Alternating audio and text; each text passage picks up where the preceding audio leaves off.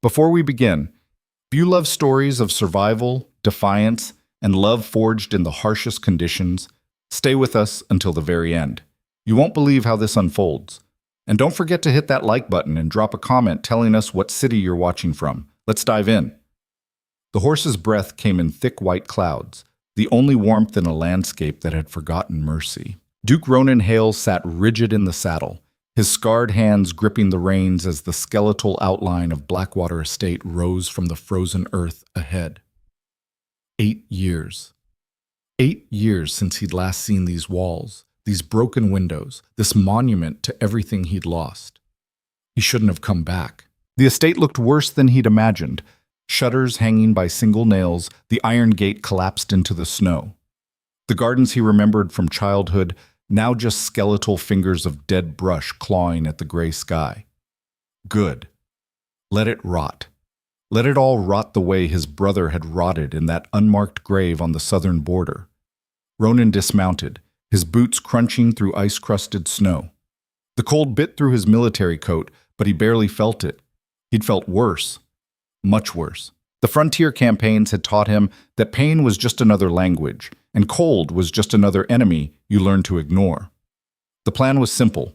Survey the property, sign the papers with the land agent, collect enough coin to disappear somewhere warm where nobody knew his name or his history. 3 days, maybe 4. Then he'd be gone, and Blackwater Estate could crumble into dust for all he cared. He pushed open the front door. It shouldn't have opened. The hinges should have been rusted shut, the frame swollen with moisture and neglect.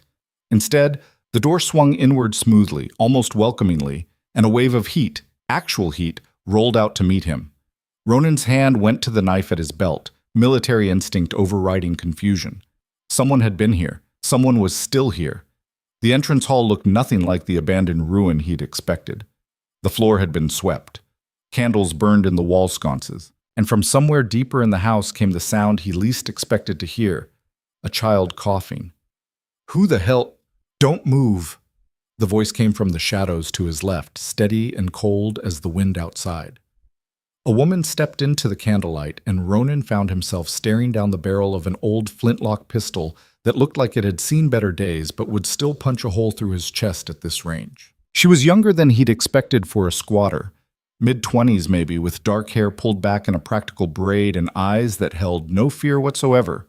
Her dress was patched and worn but clean, her posture that of someone who'd learned to stand her ground the hard way. "This is my house," Ronan said flatly. "Was your house?" the woman corrected.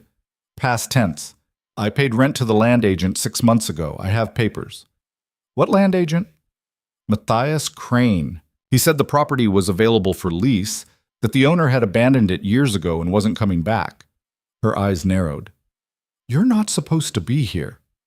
A laugh burst from Ronan's chest before he could stop it, harsh and bitter. "I'm not supposed to be here? Lady, I don't know what game you're playing, but this estate has been in the Hale family for 3 generations. I am the Duke of Blackwater, and you're trespassing." The gun didn't waver. "If you're really the Duke, then you've been gone a long time, long enough for Crane to sell shelter to people who needed it, long enough for this place to become something other than a tomb." From the back of the house, the coughing grew worse, wet and rattling, the kind of sound that meant lungs struggling for air. The woman's jaw tightened. "You need to leave. My son is sick, and I can't have—" "Your son?" Ronan's voice hardened. "How old?" "That's none of your concern." "How old?" "5. And he doesn't need the stress of 5 years old with a cough like that in this cold?" Ronan pushed past her, ignoring the gun entirely. "That's not a cold. That's pneumonia or close to it." "Don't you dare!" She grabbed his arm, surprisingly strong. "Don't you go near him." Ronan spun, and for a moment they were face to face, close enough that he could see the exhaustion carved into her features, the dark circles under her eyes, the way her hand trembled slightly on the pistol despite her fierce expression. "Listen to me very carefully," he said quietly. "I've seen that kind of cough kill grown soldiers in 3 days when left untreated. In a child? Maybe 2. So you can shoot me, or you can let me help. Your choice." She stared at him for a long moment, searching his face for something, truth maybe, or trustworthiness, or just the lesser of two terrible options. Then she lowered the gun. 5 minutes, she said. You get 5 minutes. Then we talk about who's leaving. The child was small for 5, curled under a mountain of blankets in what had once been the estate's library. Someone had moved furniture to create a makeshift bedroom near the fireplace. Smart, keeping the heat concentrated. The boy's face was flushed with fever, his breathing shallow and labored. What's his name? Ronan asked, kneeling beside the makeshift bed. Thomas. The woman hovered nearby, protective. And I'm Lena Mercer. Widow Mercer, I'm guessing, from the black you're wearing under that shawl. Good guess. Ronan placed the back of his hand against Thomas's forehead, burning up. He pulled back the blanket slightly, listening to the boy's breathing. How long has he been like this? 3 days. It started as sniffles, then got worse when the temperature dropped. Lena's voice cracked slightly. I've been trying everything, hot water, steam from boiled herbs, keeping him warm. That's good. That's all good. Ronan stood, his mind already running through the limited medical supplies he'd brought, the herbs he'd seen growing wild even in winter, the techniques he'd learned keeping soldiers alive in conditions worse than this. But he needs more. His lungs are filling with fluid. We need to break the fever and clear his airways, or what? Ronan met her eyes. Or he dies. Probably by morning. The color drained from Lena's face. No, I won't let that happen. Neither will I, Ronan said, surprising himself with the certainty in his voice. But I need you to trust me. Can you do that? I don't even know you. No, you don't.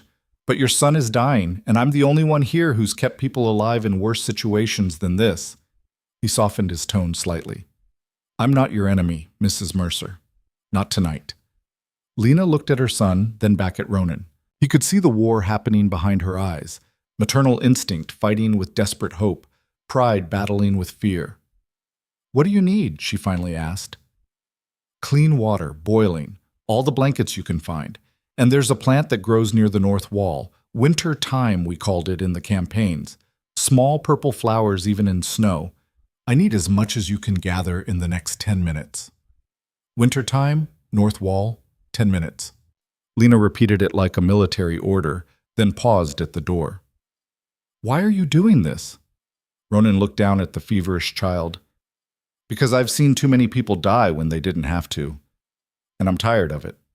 She nodded once, then disappeared into the darkness of the house. Basit. The next 6 hours blurred into a brutal cycle of treatment and waiting.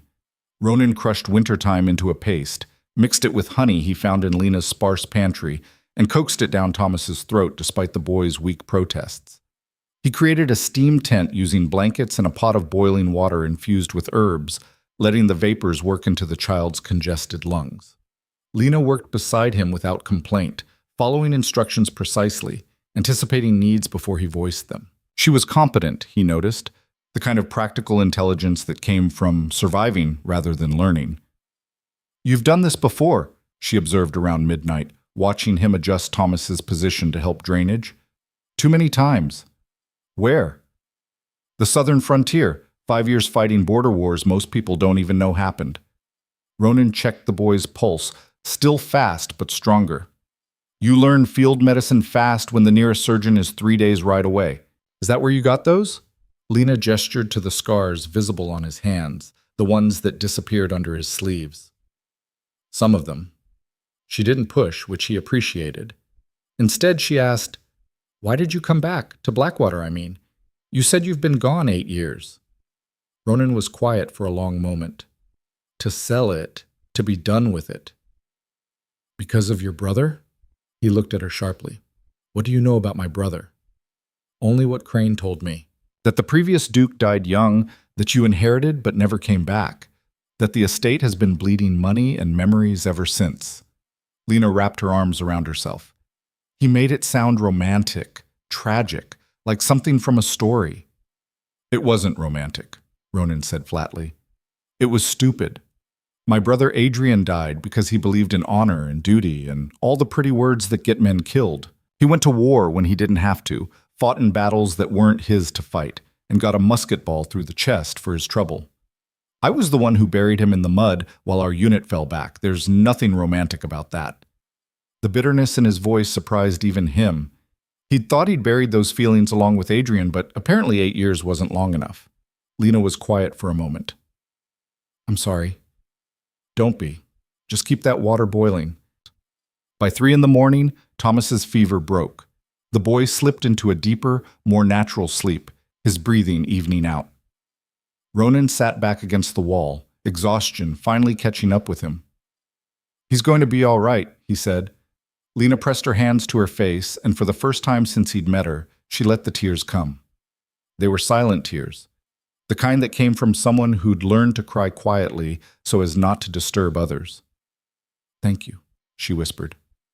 Thank you. Ronan didn't know what to say to that, so he said nothing. He just watched the firelight play across the walls of his childhood home and tried not to think about how different everything looked now. Dawn came gray and cold. Ronan woke to find Lena asleep in the chair beside Thomas's bed, her head tilted at an uncomfortable angle, one hand still resting protectively on her son's shoulder. The boy was breathing easily now, his color better. Ronan stood quietly and made his way through the house, seeing it properly for the first time in daylight. Lena had done more than just occupy the space. She'd fought to make it livable. The main rooms had been cleaned and organized. Broken furniture had been repaired or repurposed. She'd even patched some of the worst holes in the walls with a combination of scavenged wood and what looked like rendered animal fat mixed with straw. It was crude work, born of desperation and limited resources. But it was work. Someone had cared enough about this place to try. He found her papers on the kitchen table, a single sheet with Matthias Crane's signature, promising 6 months' shelter in exchange for 4 silver marks. It was dated 5 months ago. Ronan's jaw tightened. Crane had no authority to lease the property. The man was supposed to be managing the estate's affairs, not running a boarding house. This was fraud, plain and simple, and Lena was the victim. But that didn't change the fundamental problem. She was in his house, and he needed to sell it. You're up early. Ronan turned to find Lena in the doorway, looking more exhausted than ever in the morning light. How's the boy? Sleeping. Really sleeping, not that awful half-unconscious thing. She moved to the cold fireplace and began building a new fire with practiced efficiency. I don't know how to repay you for what you did. You can't, Ronan said bluntly. And I'm not asking you to, but we need to talk about this situation. I know. Lena didn't look at him, focusing on the kindling. You want us gone. I want to sell the estate to someone who'll actually use it, not let it rot like I have. He held up her paper. This is worthless. Crane had no right to take your money or promise you shelter. You've been cheated. Story of my life. She got the fire going, flames catching and spreading.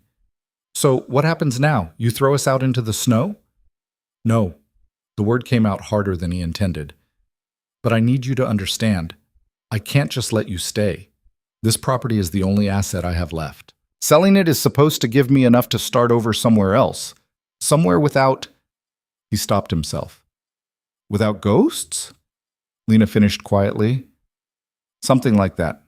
She stood, brushing soot from her hands. I have nowhere else to go. No family, no money left after Crane took his rent. No prospects. Thomas and I have been running for months, and this was supposed to be the place where we finally stopped. Where we were safe. Running from what? Lena's expression hardened. That's my business. Not if you're living in my house, it isn't. I'm not living in your house. I'm existing in an abandoned building that happened to have your name on a deed somewhere. Her voice rose. You don't get to show up after 8 years and act like you have any claim to this place beyond legal paperwork. You left it to die, and I brought it back to life. That should count for something. It counts for trespassing, Ronan shot back, and fraud on Crane's part. And what? You'll have me arrested? Dragged away while my son is still recovering from pneumonia? She stepped toward him, fury and fear mixing in her eyes. Go ahead, Your Grace. Call the magistrate. Explain how you've been neglecting your ancestral property for nearly a decade while people who actually needed it suffered. I'm sure that'll play well with the local gentry. Ronan felt his temper rising to match hers. You don't know anything about why I left, and you don't know anything about why I needed to stay. But here we are, Two strangers fighting over a house that's barely standing in weather that could kill us both if we're not careful. She crossed her arms. So maybe instead of arguing about who has the better claim, we should figure out how to survive the next few days without freezing to death. Survive the... Ronan stopped, really looking at her for the first time. At the patches in her dress, the thinness of her frame, the way she held herself like someone who'd been hungry more often than not. When was the last time you had a real meal? What does that have to do with anything? Answer the question. I eat. Thomas eats. That's all that matters. Ronan moved to her pantry, such as it was, a few shelves holding sparse supplies. Some dried beans, a heel of bread, a small sack of flour. Maybe 3 days' worth of food if she stretched it. Probably less. You can't stay here like this, he said. Watch me. Lena. He used her first name without thinking. There's a storm coming. I can smell it. 2 days, maybe less. When it hits, this house won't hold. Half the roof is missing shingles, the windows are cracked, and those wall patches you made? They'll let in wind like paper. Then I'll make more patches. You'll freeze to death making patches. His voice echoed off the walls. You and your son will die here, and it'll be my fault for leaving when I did, and your fault for staying when you shouldn't. And none of that will matter because you'll both be dead. The silence that followed was broken only by the crackling fire. Lena's hands were shaking. What do you want me to do? I have nowhere else to go. Ronan ran a hand through his hair, thinking. This wasn't his problem. She wasn't his responsibility. He could ride out right now, leave her to her fate, and technically be in the right. Technically. But he'd meant what he said last night. He was tired of watching people die when they didn't have to. 3 days, he heard himself say. You and Thomas stay for 3 days. We get the house weatherproofed enough to survive the storm. Then we figure out a more permanent solution. What kind of solution? I don't know yet, but 3 days gives us time to find one. He held out his hand. Deal? Lena stared at his hand like it might be a trap. Why would you do this? Because your son doesn't deserve to die, because 2 adults couldn't figure out their problems like rational people. He kept his hand extended. And because maybe I'm tired of running away from things. Slowly she reached out and shook his hand. Her grip was firm, calloused from work. 3 days, she agreed, but I'm not leaving after that without a fight. I'd expect nothing less, Ronan said, and found himself almost smiling. Pause. The storm hit 36 hours later, exactly when Ronan said it would.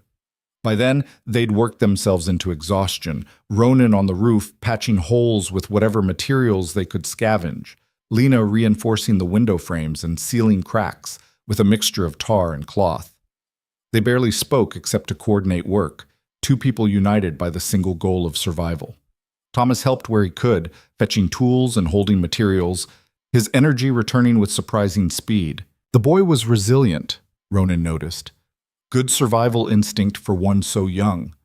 When the wind began to howl and the first flakes started falling, they retreated inside and barricaded themselves in the library, the only room they'd managed to make truly secure. The storm was worse than Ronan had anticipated. Wind screamed around the house like a living thing, finding every weakness, every gap. Snow didn't just fall, it drove horizontally, piling in drifts against the walls that grew taller by the hour.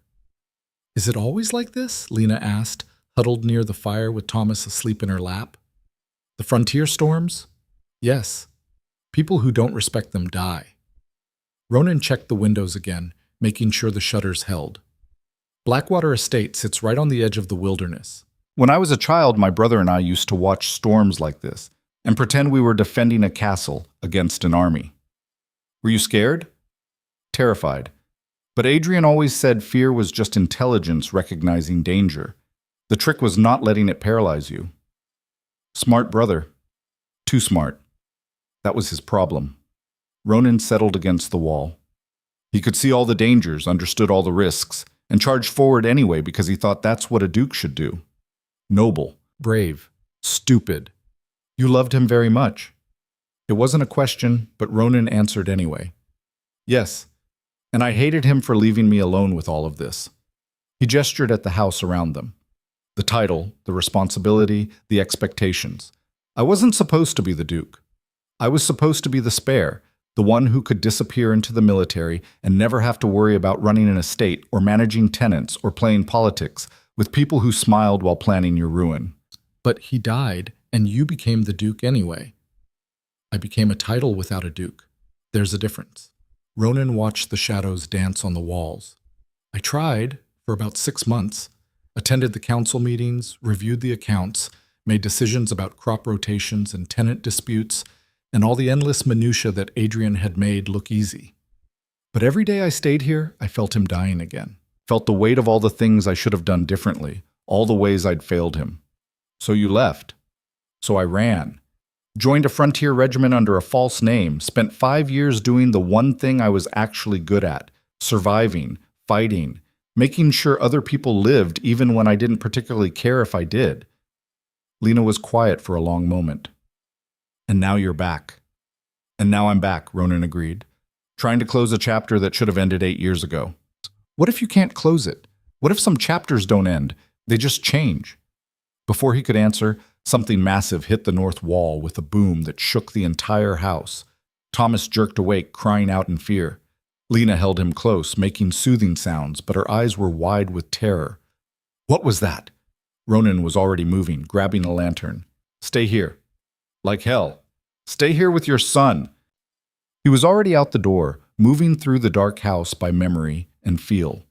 The sound had come from the old ballroom, the part of the estate he hadn't had time to reinforce. He found the damage quickly. A massive tree branch, torn free by the wind, had punched through the wall like a battering ram. Snow was already pouring through the gap, and the wind that followed threatened to tear the entire wall down. We need to block it! Lena appeared beside him, having ignored his order entirely. If that wall comes down, the whole north wing collapses. I told you to stay, and I ignored you. Now are we going to argue or fix this? Despite everything, Ronan found himself grinning. This woman was absolutely impossible, and for some reason that made him want to fight harder. We need heavy furniture, he said. Anything we can use to brace against that branch. They worked in tandem, dragging every piece of substantial furniture they could find. Tables, bookcases, even an old piano that took both of them, and a series of improvised levers to move. They shoved it all against the breach, creating a makeshift wall that wouldn't win any architectural prizes, but might just hold until the storm passed. By the time they finished, both were soaked with melted snow and shaking with exhaustion. They stumbled back to the library, where Thomas had fallen asleep again by the fire. Lena collapsed into a chair, her teeth chattering. Ronan threw more wood on the fire, then grabbed blankets and wrapped one around her shoulders. You should have stayed put, he said, but there was no heat in it. You needed help. She pulled the blanket tighter. And I'm not the kind of person who sits safely by the fire while someone else risks themselves. I noticed. They sat in silence for a while, watching the fire and listening to the storm rage outside. 3 days might not be enough, Lena said quietly. No, Ronan agreed. It might not. So what do we do? He looked at her, this fierce, stubborn woman who'd turned his plans upside down and forced him to confront things he'd been running from for nearly a decade. We survive, he said, and then we figure out the rest. Outside, the storm howled like a living thing, testing every patch, every repair, every choice they'd made. But inside the library, the fire burned warm, and for the first time in 8 years, Blackwater Estate felt less like a tomb and more like a place worth defending.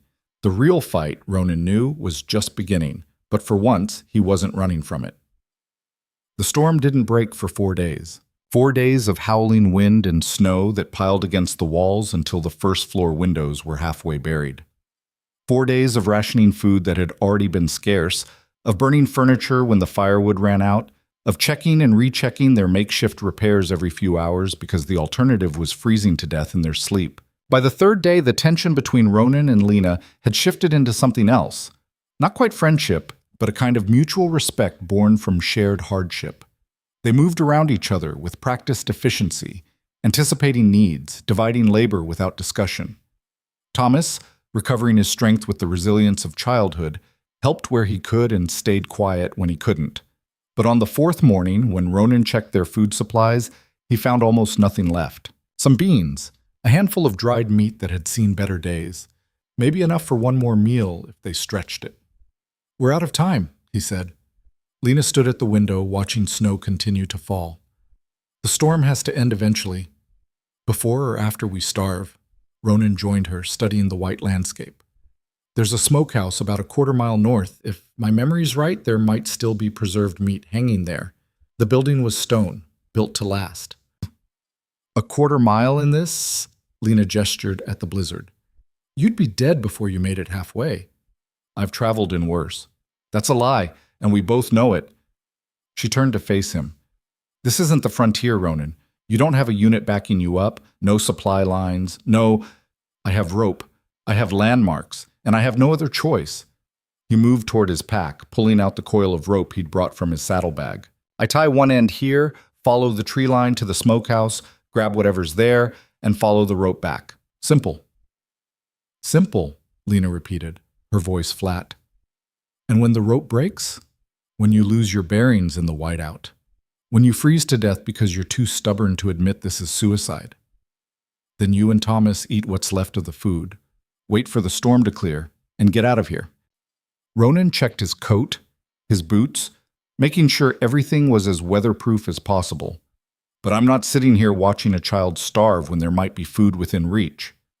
Stop acting like you're the only one who can make difficult decisions. Lena grabbed his arm, forcing him to look at her. I've kept Thomas alive through worse than this. I've begged, stolen, and lied to keep him fed. Don't you dare act like you're the only person in this house who understands sacrifice. The fury in her voice stopped him. Then tell me, he said quietly. Tell me what you're running from. Tell me why a woman with your intelligence and strength is squatting in an abandoned estate instead of what? Finding a nice husband? Settling down in some village where everyone whispers about the widow with the bastard child? The words hung in the air between them. Thomas isn't your husband's son, Ronan said. It wasn't a question. No. Lena's voice was hard as iron. He's the son of a man who promised me the world and left me with nothing but shame and a child I'd die to protect.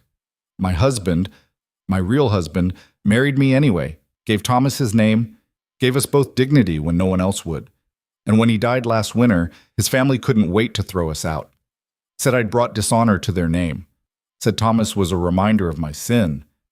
She pulled away, arms wrapped around herself. So yes, I ran. I took what little money I had, bought what I thought was legitimate shelter from a legitimate agent, and tried to build something that resembled a life. And now you're telling me I have to watch it all fall apart again because you're too proud to admit when the odds are impossible. Ronan was quiet for a long moment. I'm still going. Then I'm coming with you. Absolutely not. You said it yourself. 2 people have better odds than 1. I'm stronger than I look. I can navigate in the dark. And if you collapse out there, someone needs to be able to drag you back. Her chin lifted in that stubborn way he was starting to recognize. Besides, Thomas will be safer in here by the fire than following either of us into that storm. He's smart enough to stay put. Mama, no. Thomas spoke up from his nest of blankets, his small voice cutting through their argument. Don't go, please. Lena knelt beside her son, taking his face in her hands. I have to, sweetheart. We need food, and sometimes being a mother means doing scary things to keep you safe. But what if you don't come back? I will, I promise. She kissed his forehead. And when I do, we're going to have a real meal, maybe even something sweet if we're lucky. Thomas looked past his mother to Ronan. You'll take care of her? Bring her back? The weight of that question, the trust in it, hit Ronan harder than he expected. I will. Swear it. I swear on my brother's grave, Ronan said, and meant it with every fiber of his being. 15 minutes later, they stood at the door, wrapped in every layer they could find, the rope secured to the iron stair railing. The wind immediately tried to tear them apart when they opened the door, snow hitting their faces like needles. Stay close, Ronan shouted over the wind, and whatever happens, don't let go of the rope. They pushed out into the storm. The world disappeared in seconds, just white, endless white, and cold that burned through every layer of clothing. Ronan led the way, one hand on the rope, the other held out to feel for the tree line he knew was somewhere to the north. Behind him, he felt Lena's hand grip his coat, anchoring them together. Time became meaningless. They could have been walking for minutes or hours. The cold worked its way into Ronan's bones, making each step harder than the last. His military training kicked in. Keep moving, keep blood flowing, don't think about the numbness spreading through your fingers. Then his outstretched hand hit bark. Trees, he shouted back to Lena. We're on track. They followed the tree line, moving from trunk to trunk, using them as guideposts. The smokehouse should be just beyond the next cluster of pines, unless 8 years had changed the landscape more than Ronan remembered. His foot caught on something buried in the snow, and he went down hard. Lena grabbed him before he could fully fall, her strength surprising him again. You all right? Fine. He wasn't fine. He twisted his ankle, pain shooting up his leg, but they were too far in to turn back now. Keep going! The smokehouse materialized out of the white like a ghost made solid. The stone building stood exactly where Ronan remembered, snow drifted against its walls, but the structure itself intact. The door had swollen with moisture over the years, but between the two of them, they managed to force it open. Inside was darkness and the smell of old smoke, but most importantly, it was out of the wind. Wait here, Ronan said, pulling out the small lantern he'd brought. It took 3 tries to get it lit with his frozen fingers, but finally, weak light filled the space. And there, hanging from the rafters like salvation itself, were sides of preserved meat. Not much. The seals on several had broken over the years, leaving the contents rotted, but enough. Enough to keep them alive for another week at least. Thank the stars, Lena breathed. They worked quickly, cutting down the good pieces, wrapping them in cloth Lena had brought. Ronan's ankle throbbed with every movement, but he ignored it. Pain was temporary. Starvation was permanent. That's all we can carry, Lena said, shouldering her share. Ready? Ronan nodded, but when he put weight on his ankle, it nearly buckled. Lena saw it immediately. How bad? It'll hold. That's not what I asked. Bad enough that I'm glad we have the rope. He gripped her shoulder. But I meant what I told Thomas. I'm getting you back. The return journey was worse than the trip out. Ronan's ankle screamed with every step, and the weight of the meat made the going harder. Twice he stumbled. Twice Lena kept him upright with strength that shouldn't have existed in someone half-starved. They were within sight of the house. He could just make out its dark shape through the snow, when Lena's foot broke through a hidden drift. She went down with a cry, disappearing into snow that had concealed a depression in the ground. Ronan dropped to his knees, ignoring the pain in his ankle, reaching into the drift. His hand found her arm, then her shoulder. He pulled with everything he had, and she emerged gasping, covered in white. I've got you, he said. I've got you. They made it to the door, more falling than walking, collapsing inside in a tangle of limbs and frozen cloth. Thomas was there immediately, his small hands trying to help, his voice high with relief and fear. You came back! You came back! Lena pulled her son close, ice crystals falling from her hair. Told you I would. Ronan dragged himself to the fire and began building it higher, his hands shaking so badly he could barely grip the wood. But slowly, painfully, warmth began to spread through the room. They ate that night like starving wolves, the preserved meat tough but edible after they'd boiled it soft. Thomas fell asleep with a full belly for the first time in days, and Lena allowed herself to lean back against the wall, exhaustion written in every line of her body. Your ankle, she said. Let me see it. It's fine. Ronan. He sighed and extended his leg. She unlaced his boot carefully, and he couldn't quite suppress a hiss of pain when she pulled it off. The ankle was already swelling, angry purple bruising spreading across the skin. You can't walk on this, Lena said. I'll manage. Stop being noble. It doesn't suit you. She moved to the kitchen area, returning with snow packed in cloth. This'll help with the swelling. As she worked, pressing the cold compress against his ankle with surprising gentleness, Ronan studied her face in the firelight. There was a hardness there, the kind that came from surviving things that should have broken you. But there was also something else, a core of determination that matched his own. Why do you care? He asked quietly. About any of this. You could have let me go alone, stayed safe by the fire. Because you saved my son's life, Lena said simply, and because I'm tired of watching people face impossible odds alone when they don't have to. Sounds familiar. A ghost of a smile crossed her face. I thought it might. The next morning brought silence. Not the quiet of sleep, but the profound hush that comes when a storm finally exhausts itself and moves on. Ronan limped to the window and looked out at a world transformed. The snow had stopped. Sunlight, actual sunlight, broke through the clouds, turning everything into a glittering landscape of white. It was beautiful and terrible, this reminder of nature's power to both kill and create beauty. "Storm's over," he said. Lena joined him at the window, Thomas balanced on her hip. "How deep?" 4 feet in the drifts, maybe more. He tested his ankle gingerly. Better, but still painful. "We'll need to dig out the door, clear a path to the well." "We?" "I can still swing a shovel." They spent the day digging themselves out, working in shifts to conserve energy. By afternoon, they'd cleared enough space to move around the immediate grounds. The estate looked even worse in daylight. Damage from the storm added to years of neglect. But it was still standing, and so were they. That evening, as they sat around the fire sharing the last of the smokehouse meat, Thomas asked the question that had been hanging unspoken since the storm began. "Are we staying?" Ronan and Lena exchanged glances. "I don't know," Lena said honestly. "That's up to the Duke." "Don't call me that," Ronan said automatically. "It's your title." "It's a word, a responsibility I never wanted and have spent 8 years avoiding." He poked at the fire.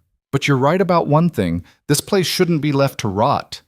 Adrian would have hated that." "Your brother?" "He loved this estate. Every stone, every tree. He had plans for it. Modernization, better irrigation systems, new roads to connect to the trading routes." Ronan laughed bitterly. He was going to make Blackwater Estate the jewel of the frontier. Instead, he made me its reluctant caretaker. Lena was quiet for a moment. What if it could be both? What? Both things. A place with a future and a place that honors the past. She leaned forward. "You say you want to sell it, run away again. But what if you stayed? What if you actually tried to build something here?"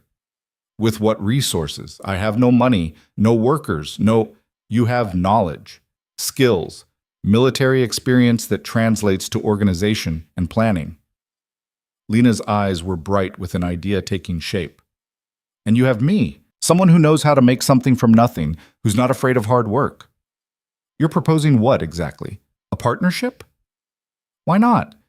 You need someone to help restore this place enough to make it sellable. I need shelter and time to figure out what comes next. We could help each other." Ronan stared at her. "That's insane. So is walking into a blizzard for preserved meat.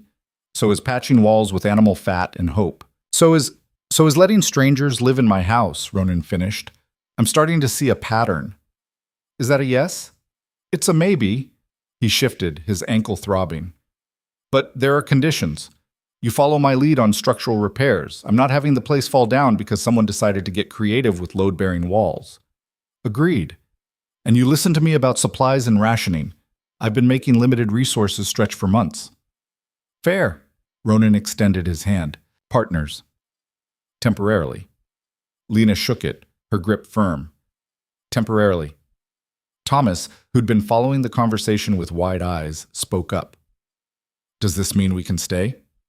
"For now," Ronan said, and was surprised to find he meant it. The partnership began the next morning. Ronan drew up plans for the most critical repairs: the roof, the north wall, the foundation work that couldn't wait. Lena inventoried everything in the house that could be salvaged, sold, or repurposed. They worked well together, Ronan discovered. Where he saw structural problems, Lena saw creative solutions. Where she saw impossible obstacles, he saw military engineering challenges to be overcome. They argued frequently. Lena questioned every decision, pushed back on every plan, but the arguments were productive, forcing them both to think harder. 3 days into their new arrangement, riders appeared on the horizon. Ronan spotted them first from the roof, where he'd been working on shingles. 4 men on horseback, moving purposefully toward the estate. Something about their formation, their pace, made his instincts scream danger. "Lena!" he called down. "Get Thomas inside! Now!" She heard the urgency in his voice and moved immediately, scooping up her son and disappearing into the house. Ronan climbed down as quickly as his injured ankle allowed, reaching the ground just as the riders entered the courtyard.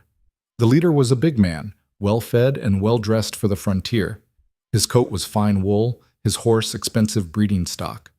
The men with him had the look of hired muscle, hard eyes, weapons worn with the ease of frequent use. "You're a long way from the main road," Ronan said, positioning himself between the riders and the house. "Could say the same about you," the big man replied. His voice was cultured, educated, but with an undercurrent of threat. "Though I suspect you actually live here. Question is, what's a vagrant doing squatting in the Duke of Blackwater's estate?" "I am the Duke of Blackwater." The man's eyebrows rose. "Are you now? Strange, because I heard the Duke died years ago. Border wars, wasn't it?" "You heard wrong." Apparently. The man dismounted, his companions following suit. "Aldrich Crane.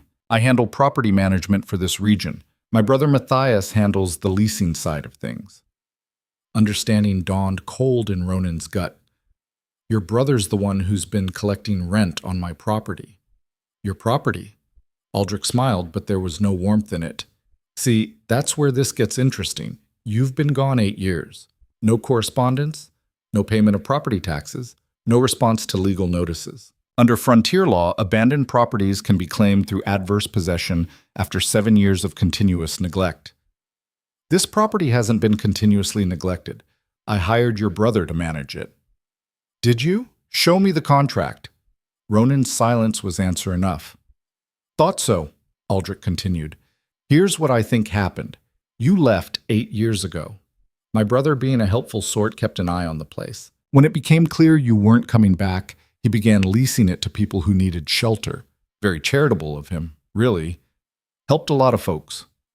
Helped himself to rent money on property he didn't own, you mean?" "Semantics." Aldrich waved a hand dismissively.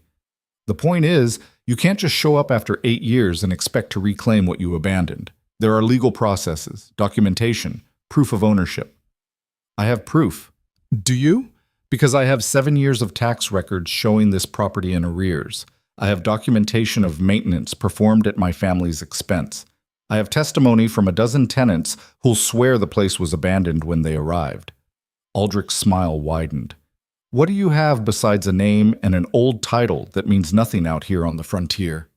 Ronan's hand moved toward his knife, but Aldrich's men shifted immediately, hands on their own weapons. "I wouldn't," Aldrich said softly.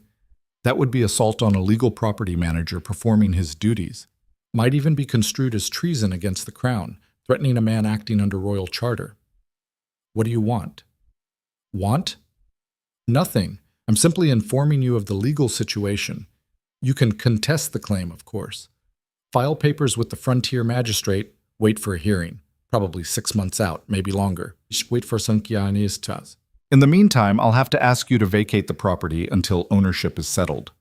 "In the middle of winter? That's a death sentence." "Then perhaps you should have thought of that before abandoning your responsibilities for 8 years. Aldrich turned as if to leave, then paused. "Oh, and there's one more thing. There's a woman and a child living here. Lena Mercer and her bastard son." Every muscle in Ronan's body went tense. "Mrs. Mercer has a rather interesting history," Aldrich continued.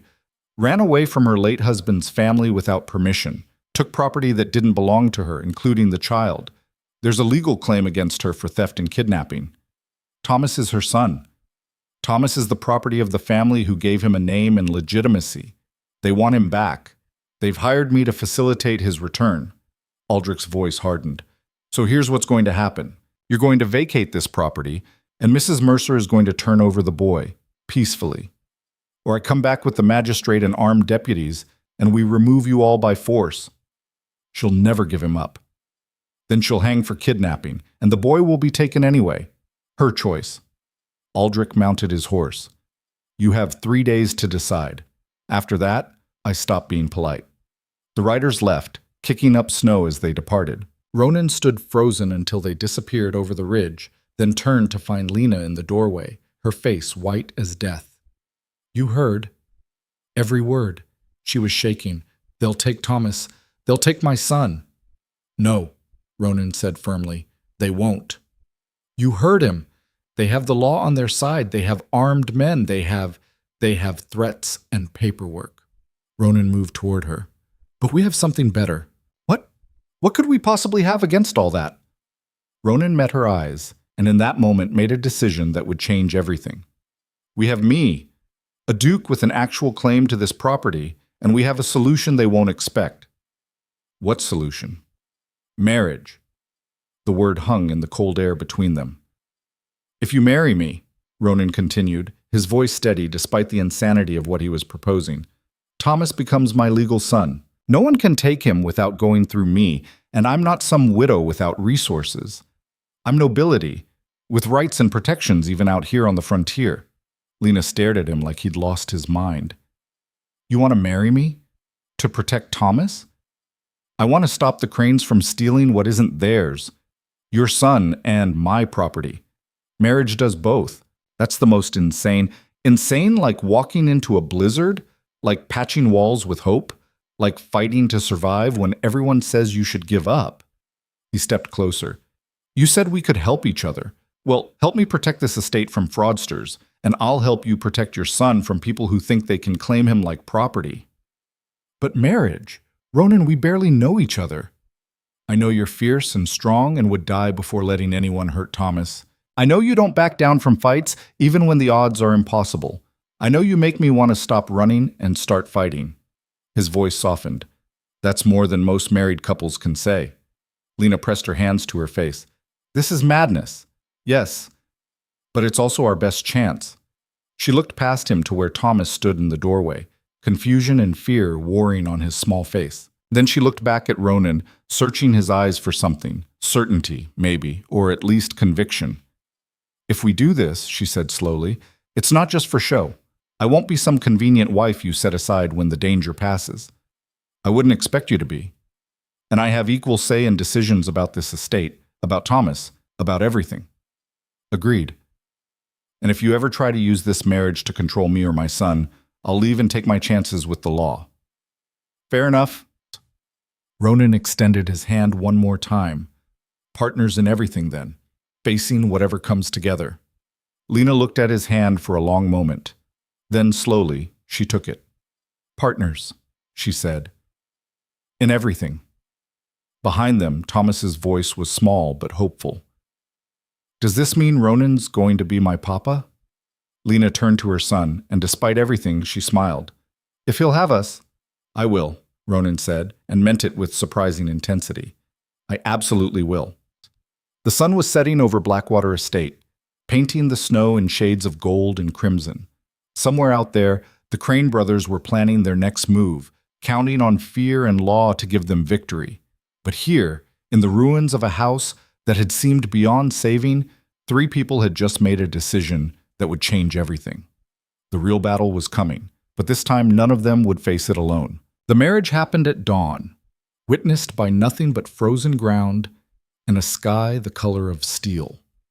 There was no ceremony, no celebration, no pretense that this was anything other than what it was, a tactical move in a war neither of them had asked for, but both refused to lose. The frontier priest who arrived at first light asked no questions when Ronan handed him double his usual fee. He spoke the words quickly, his breath misting in the cold air, and had them sign the register with hands that shook from temperature rather than emotion. I now pronounce you man and wife, the priest said, snapping his book shut. May fortune favor your union. Fortune, Ronan thought grimly, had nothing to do with it. Lena wore the same patched dress she'd been wearing for weeks. No white, no flowers, no illusions. When the priest said Ronan could kiss his bride, they exchanged a look of mutual understanding and settled for a brief, awkward brush of lips that felt more like sealing a contract than beginning a marriage. Thomas watched from the doorway, bundled in blankets, his young face serious. Are you married now? Yes, Lena said. Does that mean we're safe? Ronan knelt despite his still healing ankle, meeting the boy's eyes. It means we have a better chance, but I need you to be brave for a little while longer. Can you do that? Thomas nodded solemnly. I can be brave. Good man.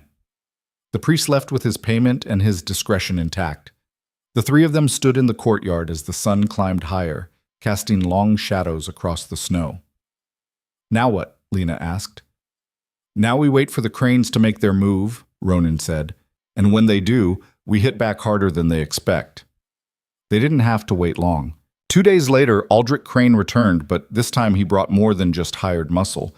Behind his riders came a wagon bearing the frontier magistrate, a thin, sour-faced man named Corbett, who looked like he'd rather be anywhere else than in the frozen wilderness. Ronan watched them approach from the front steps, Lena at his side. He'd spent the previous days preparing for this confrontation, digging through every piece of documentation he could find in his brother's old study, reviewing property law he'd ignored for 8 years. "Lord Crane," Ronan called out as the group dismounted. "Back so soon? I thought we had 3 days." "Plans changed," Aldrich replied. "Magistrate Corbett was kind enough to move up his schedule. We thought it best to settle this matter quickly." Corbett approached with the expression of a man being asked to referee a tavern brawl. "You're the one claiming to be the Duke of Blackwater?" "I don't claim to be. I am." "You have proof of this?" Ronan produced the documents he'd found, his family seal, the original land grant signed by the Crown, his brother's will naming him as heir. "This estate has belonged to the Hale family for 3 generations. I inherited it upon my brother's death 8 years ago." But Corbett examined the papers with agonizing slowness. "These appear legitimate. However, Lord Crane has raised concerns about abandonment and adverse possession." "Abandonment requires intent to permanently relinquish ownership," Ronan countered. "I hired Matthias Crane as property manager with explicit instructions to maintain the estate. That's not abandonment, that's delegation." "Do you have documentation of this hiring?" "Do I have a contract with a man I trusted to act in good faith?" "No." "Do I have 7 years of him collecting fraudulent rent on my property?" "That should be evidence enough." Aldrich stepped forward. "The Duke makes serious accusations. Perhaps we should discuss the matter of Mrs. Mercer and the child first. That, at least, has clear legal standing." Lena's hand found Ronan's, squeezing tight. "What about Mrs. Mercer?" Corbett asked. "She's a fugitive," Aldrich said smoothly. "Ran from her late husband's family with property that didn't belong to her, including a child they legally adopted and gave their name." "Is this true?" Corbett turned to Lena. "Thomas is my son," Lena said, her voice steady despite the fear Ronan could feel in her grip. "Born of my body. No one has more claim to him than I do." "But he carries your late husband's family name?" "A name given in kindness, not as a claim of ownership. Children aren't property to be stolen, magistrate." "No, but they can be wards of families who have legal guardianship." Corbett pulled out another document. "I have papers here from the Whitmore family claiming exactly that. They state that upon their son's death, guardianship of the child reverted to them as next of kin." "That's a lie!" Lena's voice rose. "They threw us out. They wanted nothing to do with us until they realized they could use Thomas to—" "To what?" Aldrich interrupted. "Provide for him? Give him opportunities you never could? A proper education, a respectable name, a future beyond running from town to town like criminals?" Ronan felt Lena start to shake. He knew she was seconds from saying something that would damn them both, so he spoke first. "Mrs. Mercer is no longer a Mercer," he said clearly. "She's the Duchess of Blackwater. And Thomas is my legal son by marriage. Any claim the Whitmores had died the moment we wed." The silence that followed was absolute. Aldrich's face went through several shades of red before settling on a dangerous purple. "You married her. When?" 2 days ago, legally witnessed and registered." Ronan produced their marriage certificate. "Which means any attempt to remove Thomas from his mother's care would require removing him from mine as well. And I don't think you want to try that, Crane." Corbett took the certificate, studied it, and sighed heavily. "This does complicate matters." "It voids them," Ronan corrected. "The Whitmores have no claim on a duke's son, and you have no grounds to remove him." "We'll see about that," Aldrich snarled. "A marriage of convenience performed under duress. Can you prove duress? Can you prove it wasn't a genuine union?" Ronan stepped forward. "Because I can prove you've been defrauding tenants and stealing rent on property you don't own. I can prove your brother Matthias has been running a scheme across multiple estates. And I'm willing to bet Magistrate Corbett here would be very interested in investigating those claims." Corbett's expression suggested this was the last thing he wanted to investigate, but he was trapped by his own office. "Lord Crane, perhaps we should—" "No." Aldrich's voice was ice. "This isn't over, not by a long shot." He mounted his horse, his men following suit. But before he left, he turned back to Ronan with a smile that promised violence. "You've made a powerful enemy today, Your Grace. And out here on the frontier, the law only stretches so far. Accidents happen, houses burn, people disappear. His gaze shifted to Lena, then to Thomas watching from the window. Especially people who don't know when to accept they've lost. Is that a threat? Ronan asked quietly. It's a guarantee. The riders departed in a cloud of snow and menace. Corbett lingered just long enough to mutter something about filing proper documentation before fleeing as quickly as dignity allowed. When they were alone, Lena turned to Ronan. He's going to come back. I know. And next time he won't bother with magistrates and paperwork. I know that too. She pulled away from him, arms wrapped around herself. I've brought this on you. My past, my problems. Our problems, Ronan interrupted. The moment I put that ring on your finger, your past became mine. Your fights became mine. He caught her shoulders, making her look at him. And I don't run from fights anymore. Not even ones I didn't start. You should. You should take your title and your documents and get as far from here as possible before the Cranes. Before the Cranes what? Burn down my ancestral home? Threaten my wife and son? The words my wife and son felt strange on his tongue, but not wrong. Let them try. Thomas emerged from the house, moving to stand between them. Papa said you'd protect us. It took Ronan a moment to realize the boy meant him. Papa. The title hit him harder than any of Aldrich's threats. I did say that, he managed, and I meant it. Even if the bad men come back? Especially then. That night, Ronan began preparing for war. He'd fought enough frontier campaigns to know how these things went. Aldrich wouldn't come at them directly, not yet. First, he'd try to isolate them, cut off their supplies, turn the local community against them, make them desperate enough that when the final blow came, it would look like the inevitable result of poor choices rather than murder. We need allies, Ronan said, spreading maps across the kitchen table. People who'll stand with us when things get ugly. There are no allies out here, Lena said bitterly. The Cranes own half the frontier through schemes like this. Anyone who stands against them ends up losing everything. Then we find the people who've already lost everything, the ones with nothing left to fear. Like who? Ronan tapped the map. Your friend who told you about this place. The one who mentioned Matthias Crane's rental scheme. Lena's eyes widened. Sarah Blackwood. She's in Millstone Ridge, about 2 days' ride west. Can we trust her? With my life. She's the one who helped me escape the Whitmores in the first place. Lena studied the map. But even if she's willing to help, what can one woman do against the Cranes? One woman can tell her story. And if there are others, other tenants Matthias defrauded, other families the Cranes have ruined, one story becomes many. And many stories become evidence. You want to build a case against them. I want to destroy them, Ronan corrected, but I'll settle for making them regret the day they set foot on my property. The next morning, Ronan made the journey to Millstone Ridge, despite Lena's protests about his ankle and the risk of leaving them undefended. But they both knew this was necessary.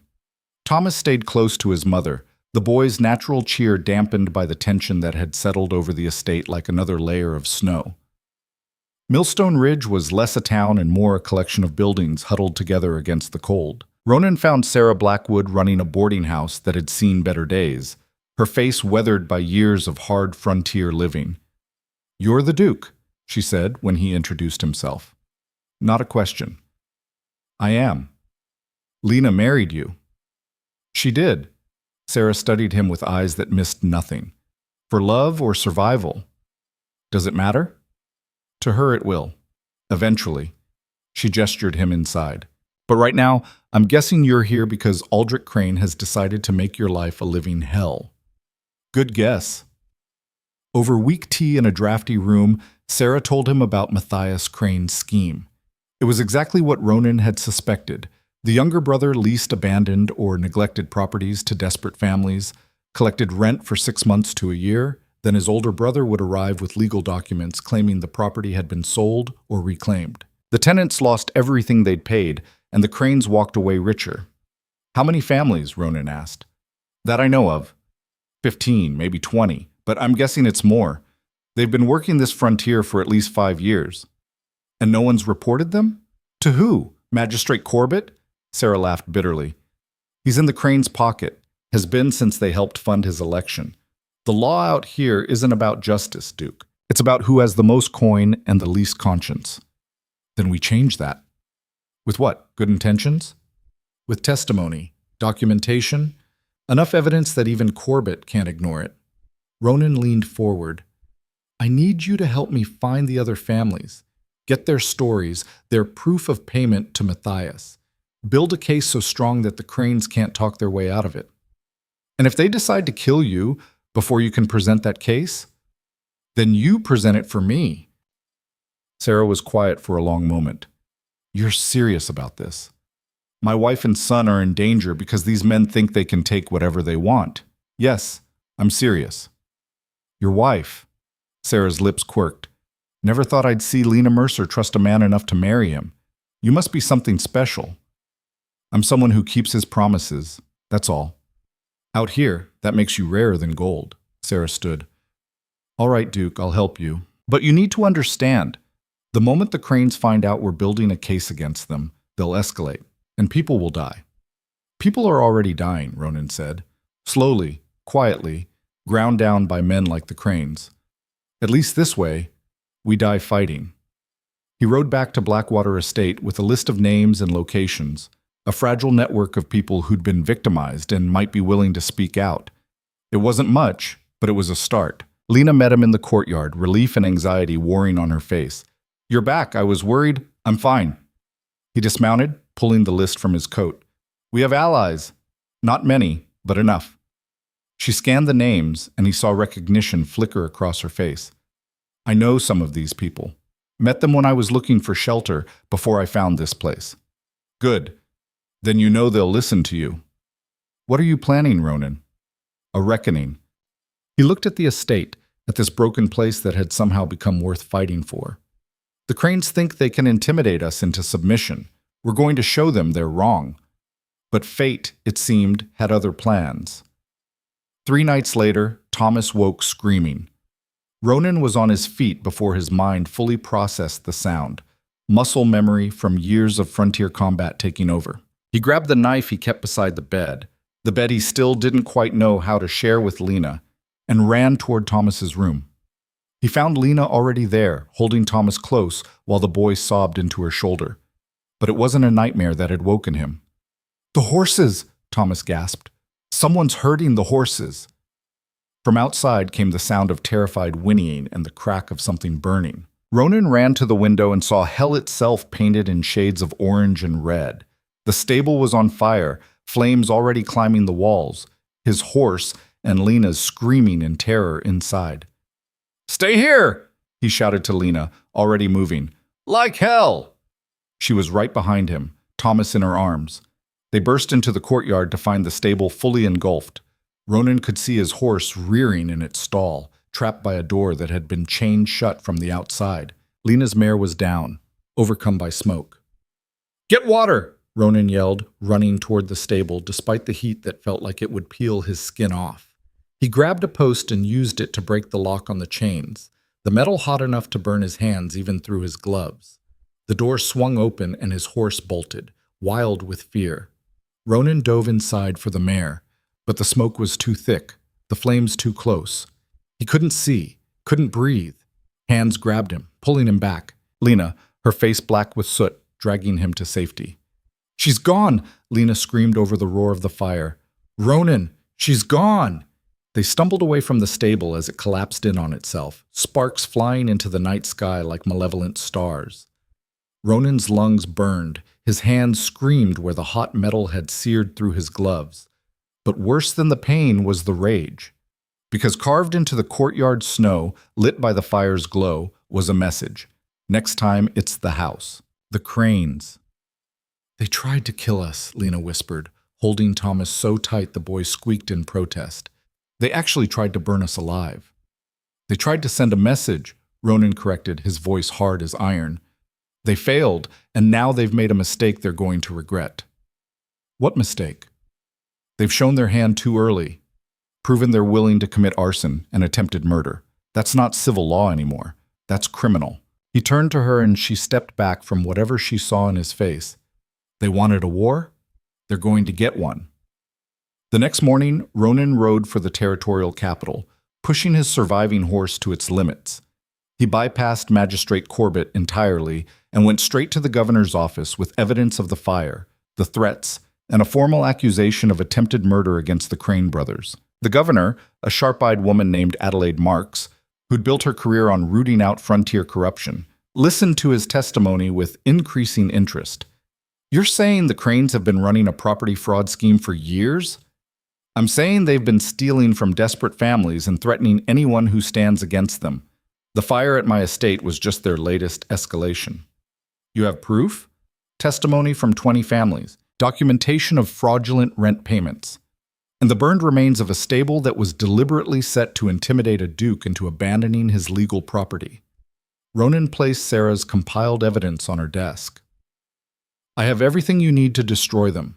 The only question is whether you'll act on it." Governor Marks studied the documents for a long time. "The Cranes have powerful friends. Making a move against them could be politically costly." "Then it's good I'm not asking you to make a political decision. I'm asking you to enforce the law." She smiled at that. "I like you, Duke Hale. Your brother was cut from similar cloth. Idealistic, stubborn, convinced justice actually mattered." Her smile faded. "It got him killed, you know. The border wars he died in, they were started by men like the Cranes trying to grab land that wasn't theirs." The words hit Ronan like a physical blow. "What? You didn't know?" "The whole conflict was manufactured by frontier lords who wanted to expand their holdings into disputed territory. Your brother figured it out and was going to expose them." She tapped the documents. 3 days later, he was dead, shot by a sniper in circumstances that were never fully investigated. Ronan's vision swam. Adrian's death hadn't been random, hadn't been honor or duty or the fortune of war. It had been murder, orchestrated by men who saw him as an obstacle. Men like the Cranes. "I want them destroyed," Ronan said, his voice shaking with barely contained fury. "All of them. Every person who profited from my brother's death and continued the schemes that killed him." "That's a tall order, Duke. Can you do it?" Governor Marks was quiet for a moment, then nodded. "I can. But it'll take time to build an airtight case. Weeks, maybe months. And in the meantime, the Cranes will know you've moved against them. They'll escalate. Let them. I'm done running." He rode back to Blackwater Estate with his mind churning with rage and revelation. Everything he'd believed about Adrian's death had been a lie. His brother hadn't died for honor. He'd been murdered for threatening the wrong people's profits. And now those same forces were threatening his wife and son. The thought should have felt strange. Wife and son, words that had barely settled into his vocabulary. But instead, it felt right. Lena and Thomas had become his in ways that transcended legal documents or tactical marriages. They were his family now, his to protect, and anyone who threatened them would learn what it meant to make an enemy of Ronan Hale. He found Lena in the courtyard when he returned, teaching Thomas how to stack firewood properly. They both looked up at his approach, and Lena immediately saw something in his face. "What happened?" "The governor's moving against the Cranes, building a case for fraud, arson, possibly murder." "That's good, isn't it?" "It'll take time. Time the Cranes won't give us peacefully." He dismounted, his whole body aching. "They're going to come for us, Lena, soon. And when they do, it won't be with magistrates and paperwork." She stood, brushing dirt from her hands. "Then we prepare. Like you did in the military. Fortify, strategize, get ready for siege. This isn't a military campaign, isn't it?" She stepped closer. "We're outnumbered, outgunned, fighting against an enemy with more resources and no conscience. Sounds like war to me. So treat it like one." Ronan looked at her, this woman who'd gone from stranger to wife in a matter of weeks, who'd somehow become the strongest ally he'd ever had, and felt something shift in his chest. "You're right," he said. "And if it's war they want, we'll give them one they won't forget." They spent the next week transforming Blackwater Estate into a fortress.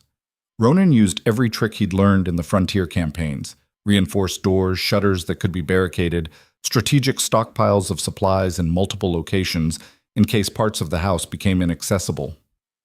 Lena proved to be a natural tactician, seeing weaknesses he'd missed, suggesting improvements that made their defenses stronger. Together they worked from dawn to dusk, barely speaking but moving with the kind of synchronization that came from perfect trust. Thomas helped where he could, his childhood games of soldier and castle taking on new, grimmer significance. On the 8th day, riders appeared on the horizon. Not 4 this time. 12. Armed men on horseback, with Aldrich Crane at their head.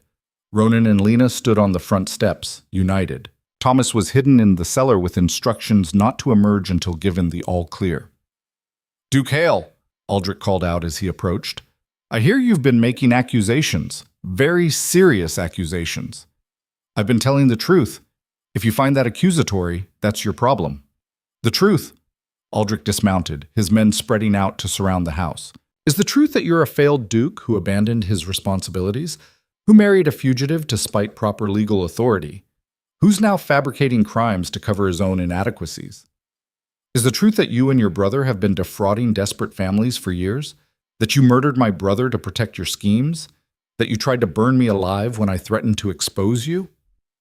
Something flickered in Aldrich's eyes, surprise maybe, that Ronan knew about Adrian. Then it was gone, replaced by cold calculation.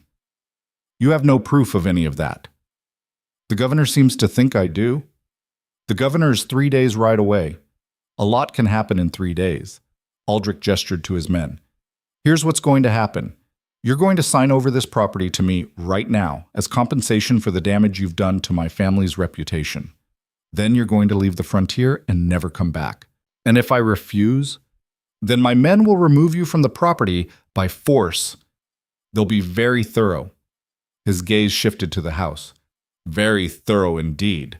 Ronan's hand moved toward his weapon, but there were too many of them. Even with Lena's help, they were outnumbered 6-1. "You can't win this fight," Aldrich said softly. "Be smart. Sign the papers. Walk away. Live to see tomorrow." "No." The word hung in the cold air. Aldrich's face hardened. "Then you've chosen poorly." He raised his hand to signal his men, and the world exploded in thunder, not gunfire. Hoofbeats, dozens of them, coming from every direction. Riders poured into the courtyard from all sides, men and women on horseback, armed with whatever they could carry. Ronan recognized faces from Sarah's list, families who'd been ruined by the Cranes. And at their head rode Governor Marks herself, flanked by territorial rangers. "Aldrich Crane," the governor called out, her voice carrying authority like a physical force. "You're under arrest for fraud, extortion, arson, and conspiracy to commit murder." Aldrich's men looked at each other, outnumbered now, uncertain. "You have no jurisdiction here," Aldrich tried. "I have jurisdiction everywhere in this territory, and I have 24 witnesses ready to testify against you and your brother." Governor Marks smiled coldly. "It's over, Crane. The only question is whether you come peacefully or we drag you." For a moment, Ronan thought Aldrich might actually fight, saw the calculation in his eyes, the desperate weighing of options. Then the fight went out of him like air from a punctured bladder. "Where's Matthias?" he asked quietly. "Already in custody. He was very eager to testify against you once we offered him a lighter sentence." Aldrich laughed, a broken, bitter sound. "Of course he was. Always was the smart one." The Rangers moved in, placing Aldrich and his men in chains. The families who'd ridden with the governor dismounted, and several approached Ronan with expressions of gratitude and solidarity. "You did this," one man said. "You stood up to them when no one else would." "We did this," Ronan corrected. "All of us. Together." Governor Marks approached last, extending her hand. "Your brother would be proud, Duke Hale. You finished what he started." Ronan shook her hand, but the words felt hollow. Adrian was still dead, still murdered. Justice didn't bring him back. But maybe it meant his death hadn't been completely meaningless. As the Rangers led the Cranes away and the crowd began to disperse, Lena emerged from the house with Thomas in her arms. The boy saw Ronan and wriggled free, running to throw his arms around his legs. "You won! Papa! You won!" Ronan lifted Thomas into his arms, feeling the weight of him, the realness. "We won, all of us." Lena joined them, and for the first time since this nightmare began, she smiled, really smiled, with something that looked like hope. "What happens now?" she asked. Ronan looked at Blackwater Estate. This broken, damaged place that had somehow become home again. At the woman who'd become his wife through necessity but was starting to feel like a choice. At the boy who called him Papa with absolute trust. Now, he said, we rebuild. For real this time. Not running, not hiding, building something that lasts. But even as he spoke the words, even as hope flickered to life in his chest, he saw something that made his blood run cold. One of Aldrich's men, a thin figure he hadn't noticed before, had slipped away during the chaos, was even now mounting a horse at the edge of the property, looking back at them with eyes full of promise and threat. The man touched his hat in a mock salute, then rode off into the wilderness. And Ronan knew, with the certainty of a soldier who'd survived too many battles, that this wasn't over. The Cranes might be arrested, but someone else was still out there. Someone who knew about Adrian's murder, about the schemes, about everything, and they'd just made their presence known. The wedding night that wasn't came 3 weeks after they'd signed the register, and it arrived not with romance, but with blood. Ronan woke to the sound of breaking glass and Lena's scream cutting through the darkness like a blade. He was moving before conscious thought caught up, grabbing the loaded pistol he now kept beside the bed, a bed they still occupied like strangers, each clinging to their own edge of the mattress. The intruder was already in Thomas's room. Ronan hit the doorway at a dead run and saw a figure silhouetted against the window, holding Thomas with a knife pressed to the boy's throat. The child's eyes were wide with terror, his small body rigid with fear. "Don't move," the intruder said, and Ronan's blood turned to ice. He knew that voice. "Hello, brother." The figure stepped into the moonlight streaming through the broken window, and Ronan found himself staring at a ghost. Adrian Hale stood before him, older and harder than the memory Ronan had carried for 8 years, but undeniably alive. A scar ran from his temple to his jaw, the mark of a musket ball that should have killed him, but somehow hadn't. "You're dead," Ronan whispered. "I buried you myself." "You buried someone." Adrian's smile was cold, nothing like the warmth Ronan remembered. "A soldier who died wearing my coat. Convenient, wasn't it? Everyone believed the Duke of Blackwater had fallen heroically in battle. No one looked too closely at the body. Lena appeared behind Ronan, her pistol raised, but Adrian just pressed the knife tighter against Thomas's throat. A thin line of blood appeared on the boy's skin. "I wouldn't," Adrian said, "unless you want to find out how quickly a child can bleed out."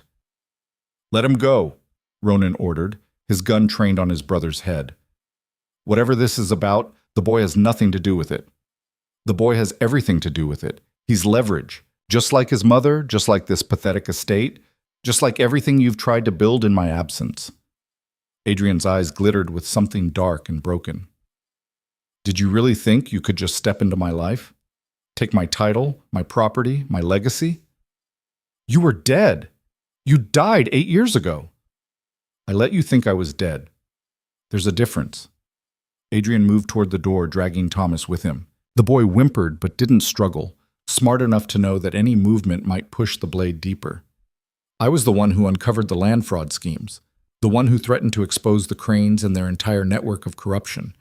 And when they tried to kill me for it, I realized something important." "What?" "That being Duke of Blackwater made me a target. That nobility and honor were just pretty words for mark yourself for death. So I let Adrian Hale die and became someone else. Someone who could work in the shadows, who could fight back without the burden of a title." Ronan's mind reeled. "The Cranes said you were going to expose them. I was, until I realized I could profit from their schemes instead." Adrian's smile widened. "Why destroy a system when you can control it? I've spent 8 years building a network that makes the Cranes look like petty thieves. Property fraud across 3 territories, political corruption, even the occasional murder when necessary. And it's all been very profitable. You became exactly what you were fighting against. I became a survivor. Something you'd understand if you'd stopped playing soldier and actually thought about the bigger picture." Adrian backed toward the broken window.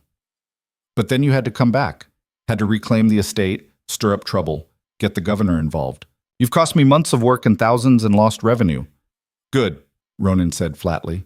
"Not good. Expensive. Which is why I'm taking insurance."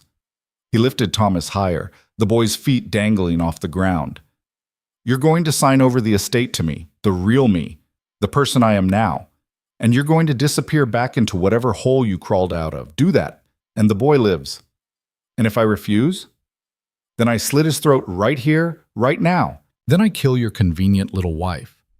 Then I kill you and make it look like a tragic murder-suicide. Distraught Duke, overwhelmed by frontier life, kills his family and himself. Very sad, very believable. Lena's voice was steady despite the terror Ronan could see in her eyes. You won't get away with this. The governor knows about you. The governor knows about the Cranes, about their fraud scheme. She has no idea I exist, and by the time she figures it out, I'll be gone with enough money to start over somewhere else. Adrian moved closer to the window. Tick-tock, Ronan. What's it going to be? The boy's life or your pride? Ronan's finger tightened on the trigger.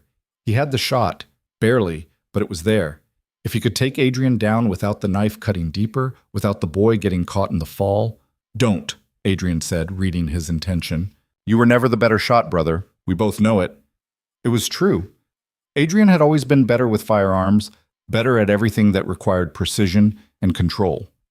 Ronan's strengths lay elsewhere, in endurance, in surviving what should have killed him, in refusing to stay down no matter how hard he got hit. But none of that helped him now, staring at his supposedly dead brother holding a knife to a child's throat. The estate, Ronan said. You can have it. Just let the boy go. Ronan, no, Lena started. Not negotiable. He cut her off, never taking his eyes from Adrian. The property isn't worth a child's life. It never was. Adrian's smile returned. Smart choice. Knew you'd see reason eventually. He glanced at the window behind him, calculating distance. Here's what's going to happen. I'm taking the boy with me. Once the papers are signed and I've verified everything is in order, I'll release him somewhere you can find him. Probably. That wasn't the deal. The deal is whatever I say it is.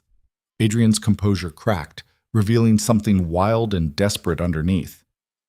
You don't get to negotiate. You don't get to pretend you're in control. I'm the one who survived. I'm the one who built something real while you were playing at being a soldier. In that moment of distraction, of Adrian's focus splitting between his rage and his hostage, Thomas did something remarkably brave and remarkably foolish. He bit down hard on Adrian's arm. Adrian screamed, jerking back, and the knife slipped, not deep, but enough that blood welled up on Thomas's neck. The boy dropped, hitting the floor hard.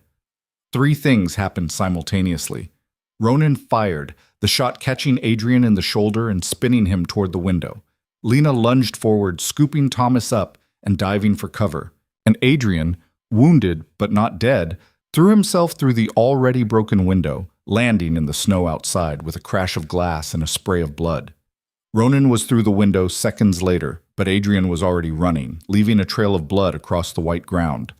Ronan gave chase despite his ankle protesting, despite knowing this was probably a trap, despite everything screaming at him to go back and check on Thomas. But this was his brother, his dead brother who wasn't dead, his brother who'd become a monster. He had to end this. Adrian made it to the tree line before collapsing, his shoulder wound bleeding freely. Ronan approached carefully, gun raised, ready for another trick. You always were slower than me, Adrian gasped out, clutching his shoulder. Always second best. I was never trying to be first. That was your obsession, not mine. And look where it got me. Shot by my own brother in the estate that should have been my legacy. You gave up that legacy when you faked your death and became a criminal. Adrian laughed, the sound wet and painful. You think you're so moral, so righteous. But you married that woman for convenience, didn't you? Used her and her son as pawns in your little power game with the Cranes. I married her to protect her, to give Thomas a chance at life. And you'll tell yourself that until you believe it. Just like you told yourself I died with honor instead of seeing the truth. That your perfect brother was a coward who ran when things got hard. Adrian coughed, blood speckling his lips. We're not so different, Ronan. We both ran. I just had the sense not to come back. You came back tonight. To take what's mine. It stopped being yours the moment you put that knife to a child's throat. Adrian tried to stand, failed, collapsed back into the snow. You're going to let me bleed out here? Your own brother? Ronan looked at the man who'd shaped his entire life. First, as the golden heir he could never measure up to, then as the heroic dead whose memory had driven him away, now as this broken thing that had poisoned everything it touched. "No," he said finally, "I'm going to get you medical help. Then I'm going to watch you stand trial for everything you've done, and then I'm going to forget you ever existed." "Mercy," Adrian spat. "How noble." "Not mercy. Justice. Something you forgot how to recognize." Ronan dragged his brother back to the estate, where Lena had already bandaged Thomas's neck. The cut was shallow, thank fortune, more blood than damage. The boy was shaking but alive, clinging to his mother with the grip of someone who'd looked death in the face and survived. When Ronan entered carrying Adrian, Lena raised her pistol instinctively. "He's wounded," Ronan said. "Needs medical attention before he can stand trial." "That's your brother." It wasn't a question. "Was my brother. Now he's just another criminal." They locked Adrian in the cellar, the only space secure enough to hold him, and sent for the territorial rangers. While they waited, Ronan sat with Thomas, checking the bandage on his neck for the dozenth time. "You were very brave," he said quietly, "and very stupid. Don't ever do something like that again." He was going to take me away from Mama," Thomas said. "I couldn't let him. I would have found you. I promised to protect you, and I keep my promises." "I know." Thomas's small hand found Ronan's. "That's why I bit him. Knew you'd shoot if I made an opening." The tactical thinking in that statement, the trust it represented, hit Ronan harder than any wound. "You're going to make a hell of a soldier someday." "Don't want to be a soldier. Want to be like you." "I am a soldier." "No," Thomas said with the clarity of childhood. "You're a papa." The word broke something in Ronan's chest and rebuilt it stronger.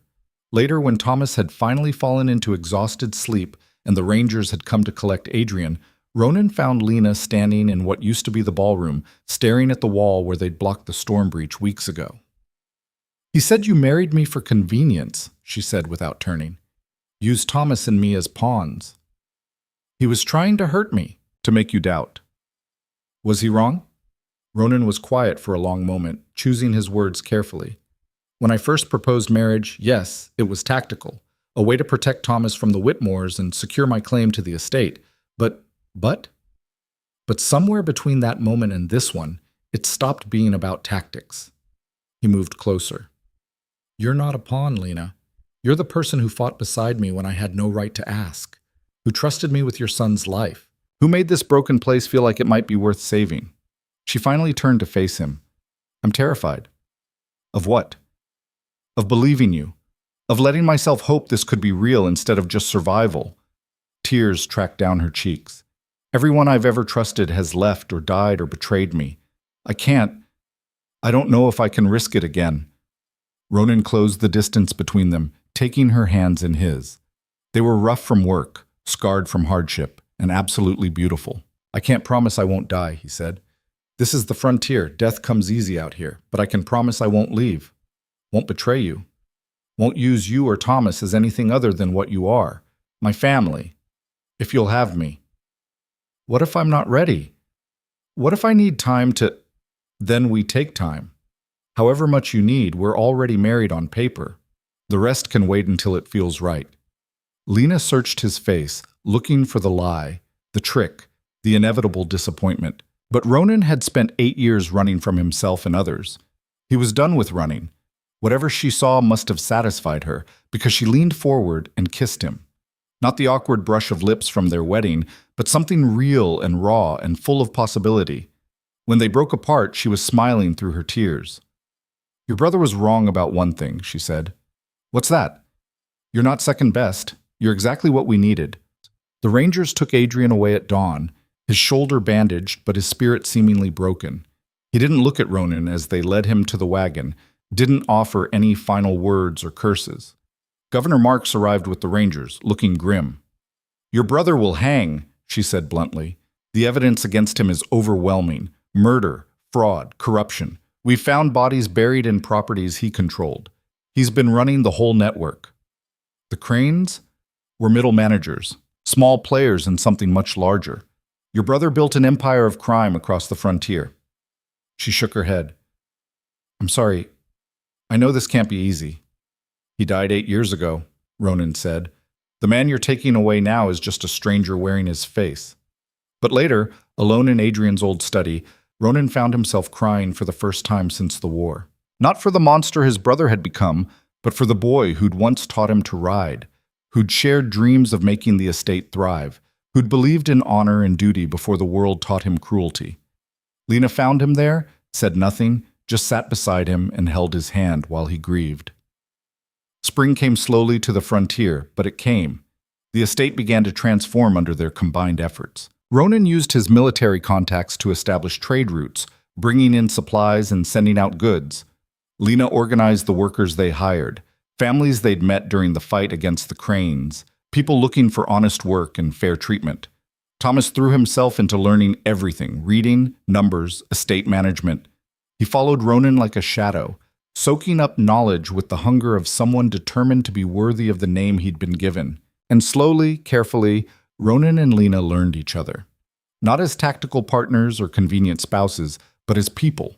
They discovered Lena had a vicious sense of humor when she relaxed, that Ronan could cook surprisingly well when he tried, that they both loved watching the sunrise but hated mornings, that physical proximity came easier than emotional vulnerability, but both were worth the effort.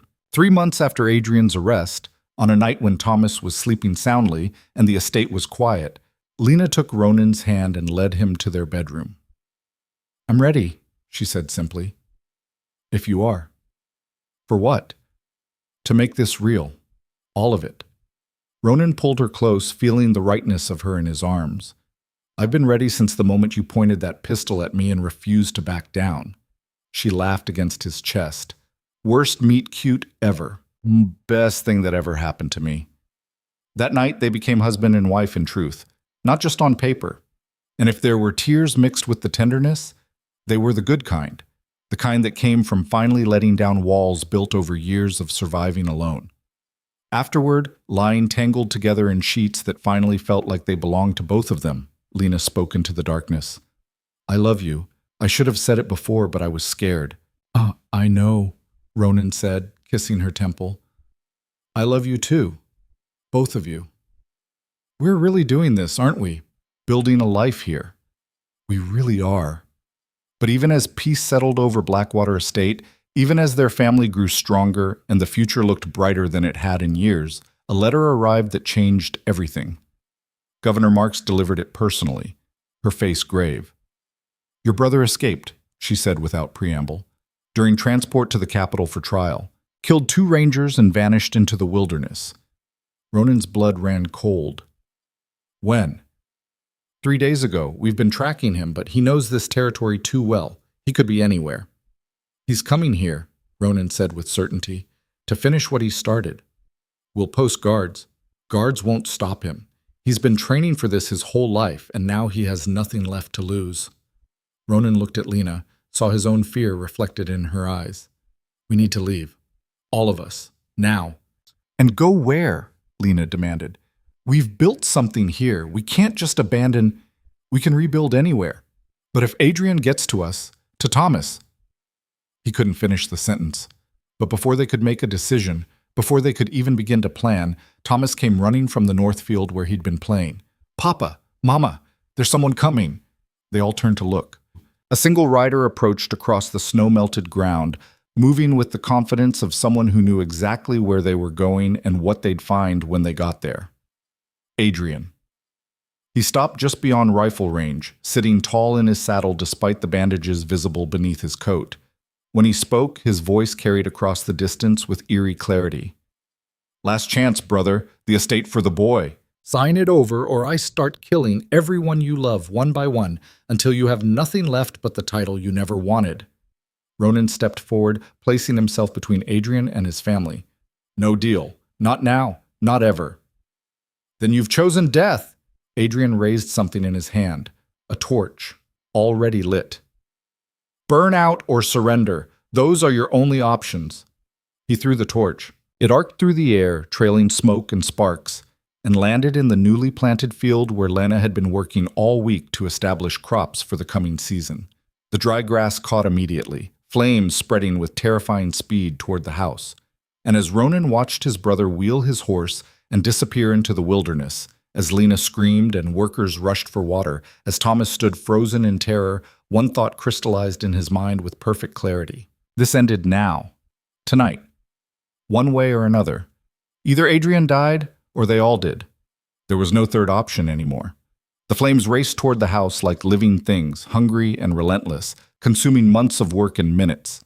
Workers scrambled with buckets, forming desperate chains from the well, but Ronan could see it was already too late. The fire would reach the main building within the hour, and once it did, everything they'd rebuilt would turn to ash. "Get Thomas to safety," he ordered Lena, already calculating angles and wind direction. "Take him to the root cellar and don't come out until I say. I'm not hiding while you—" "This isn't hiding, it's surviving." He gripped her shoulders, forcing her to look at him. "Adrian wants us panicked and scattered. He wants us to make mistakes, so we don't give him that satisfaction." "What are you going to do?" "Something he won't expect." Ronan kissed her hard and fast. "Trust me." She searched his face, then nodded. "Always. But if you die out there, I'm killing you myself." Despite everything, he almost smiled. "Fair." Lena grabbed Thomas and ran for the cellar. Ronan turned to the workers, most of them families they'd hired after the Crane arrests, people who'd suffered under his brother's schemes and found sanctuary at Blackwater Estate. "Stop fighting the fire," he shouted. They stared at him like he'd lost his mind. "Your Grace, the house can be rebuilt. But right now, that fire is the only advantage we have." Ronan pointed to the tree line where Adrian had disappeared. "He's out there watching, waiting to see us panic. Instead, we're going to use his own weapon against him." Understanding dawned on several faces. Sarah Blackwood, who'd ridden from Millstone Ridge to help with the spring planting, stepped forward. "You want to set a backfire? Cut off his escape routes." "Exactly. He knows every trail, every hidden path on this property. But fire doesn't care about knowledge. It burns everything equally." Ronan began issuing orders with the precision of a military commander. "Sarah, take 10 people and start a controlled burn along the eastern ridge. Jacob, you take another group west. Contain the fire to the north field, but make it look like we're losing control." "And what will you be doing?" Sarah asked. "Hunting my brother. He'll come closer to watch the house burn. It's too personal for him to resist. When he does, I'll be waiting." The plan was risky, bordering on suicidal. Fire on the frontier was deadly, unpredictable, capable of changing direction with a shift in wind and consuming everyone in its path. But it was also Adrian's weakness. He'd always been a planner, someone who needed control. Chaos was Ronan's element, honed by years of frontier warfare where survival meant adapting faster than the enemy. They worked quickly, using torches to set strategic fires that would create barriers rather than spread. The smoke thickened, turning day into twilight, providing cover Ronan desperately needed.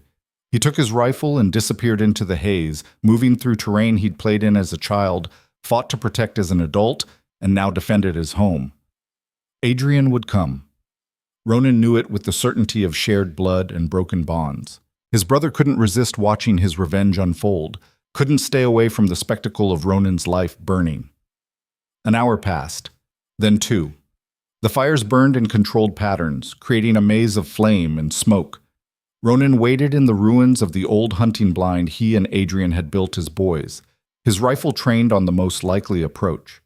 Movement flickered at the edge of his vision. Adrian emerged from the smoke like a ghost, moving with the confidence of someone who believed he'd already won.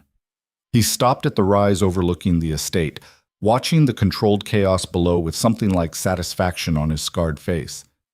Ronan had the shot, clean, easy, the kind he'd made 100 times in combat. But he didn't take it. Instead, he stepped out of cover, rifle lowered, and spoke into the smoke-thick air. "I'm not going to kill you, Adrian." His brother spun, weapon rising, then stopped when he saw Ronan standing exposed, gun pointed at the ground. "What game is this?" "No game. I'm giving you a choice. The choice you never gave Thomas or Lena or any of the people you've hurt." Ronan moved closer, ignoring every combat instinct screaming at him to take cover. "Leave, right now. Disappear into the wilderness and never come back. I won't hunt you, won't send rangers after you. You get to live." Adrian laughed, the sound harsh. And I'm supposed to believe this sudden mercy? You shot me 3 months ago because you had a knife to a child's throat.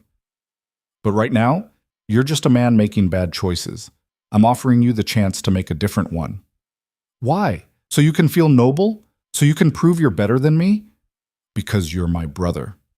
The words cost Ronan something to say, but they were true.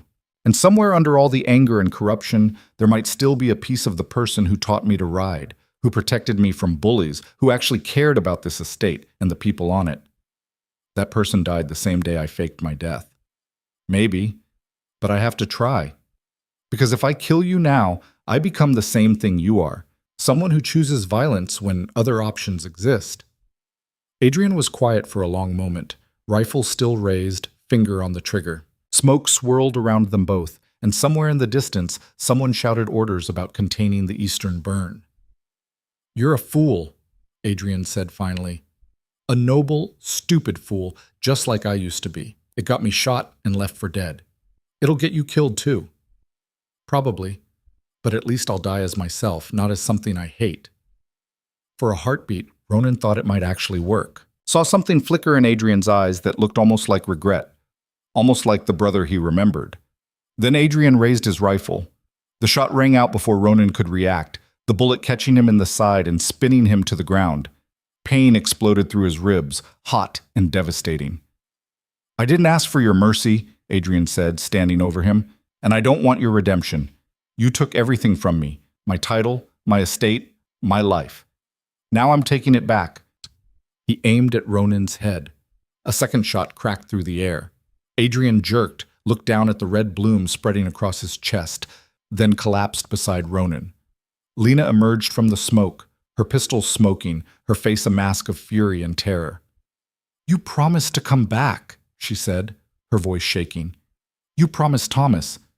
Don't you dare break that promise." Ronan tried to speak, but blood filled his mouth.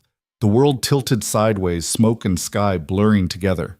He could hear Lena screaming for help, could feel her hands pressing against his wound, could sense rather than see other people running toward them. Then darkness took him, and he knew nothing at all. He woke to pain and the smell of herbs. The ceiling above him was familiar, his bedroom, the one he now shared with Lena. Sunlight streamed through windows he didn't remember being clean, painting everything in shades of gold. "Don't move." Lena's face appeared above him, thinner than he remembered, dark circles under her eyes. The bullet cracked a rib and nicked something internal. "You've been unconscious for 4 days." Ronan tried to sit up, immediately regretted it as agony lanced through his side. "Adrian, dead. I made sure of it this time." Her voice was flat, emotionless. "They buried him in the family plot. Governor Marks thought it was appropriate despite everything." "Thomas?" "Safe. Scared, but safe. He's been sleeping outside your door every night, refusing to leave until you woke up." She stood, moving to the window. "You almost died, Ronan. You stood there and gave him a choice when you should have just taken the shot." "I had to try it, and it almost cost Thomas his father, cost me my husband." She spun back, and he saw tears streaming down her face. "Don't you understand? You're not just some soldier anymore. You have people who need you, people who love you. You don't get to throw your life away on noble gestures." "I wasn't throwing it away. I was trying to save what was left of my brother." "Your brother was already gone. The man who held a knife to Thomas's throat, who tried to burn us alive, that wasn't the person you remembered. That was a monster wearing Adrian's face." Her voice broke. "And you almost died trying to redeem someone who couldn't be saved." Ronan reached for her hand, ignoring the pain the movement caused. "You're right, about all of it. But I'm also still here, still alive, because you saved me. I killed him, I killed your brother. You saved my life, saved Thomas's future, saved this estate from burning." He pulled her closer until she was sitting on the edge of the bed. "You did what I couldn't, made the hard choice when it mattered most." Lena pressed her face against his chest, careful of his bandaged ribs, and sobbed. Ronan held her as best he could with one working arm, letting her release the fear and anger and grief she'd been carrying for days. When the storm finally passed, she pulled back, wiping her eyes. "The estate?" Ronan asked. "Damaged, but standing. The controlled burns worked, contained the fire to the north field and part of the eastern timber. We lost about a third of the spring planting and some outbuildings, but the house survived. She managed a weak smile. Sarah's been organizing the rebuilding. That woman could run a military campaign. She practically is. What else? Governor Marks wants to see you when you're recovered. Something about Adrian's network. Turns out he kept detailed records of everyone involved in the corruption scheme. Names, dates, amounts. It's going to bring down half the frontier's so-called nobility. Good. There's more. Lena's expression shifted to something complicated. The families, the ones who worked with us, who helped set the backfires and save the estate, they want to stay. Not as workers, as tenants. They're asking if you'll lease them portions of the estate to farm, build homes, start actual lives. Ronan thought about that. About the estate his brother had dreamed of building, turned into something different, but maybe better. Not one family ruling over land, but a community sharing it, protecting it together. What do you think? He asked. I think it's exactly what this place needs, but it's your decision. Our decision, Ronan corrected. You're the Duchess of Blackwater. That means something. Does it? Lena's voice was small, uncertain. I'm still just a widow with a questionable past who married you out of desperation.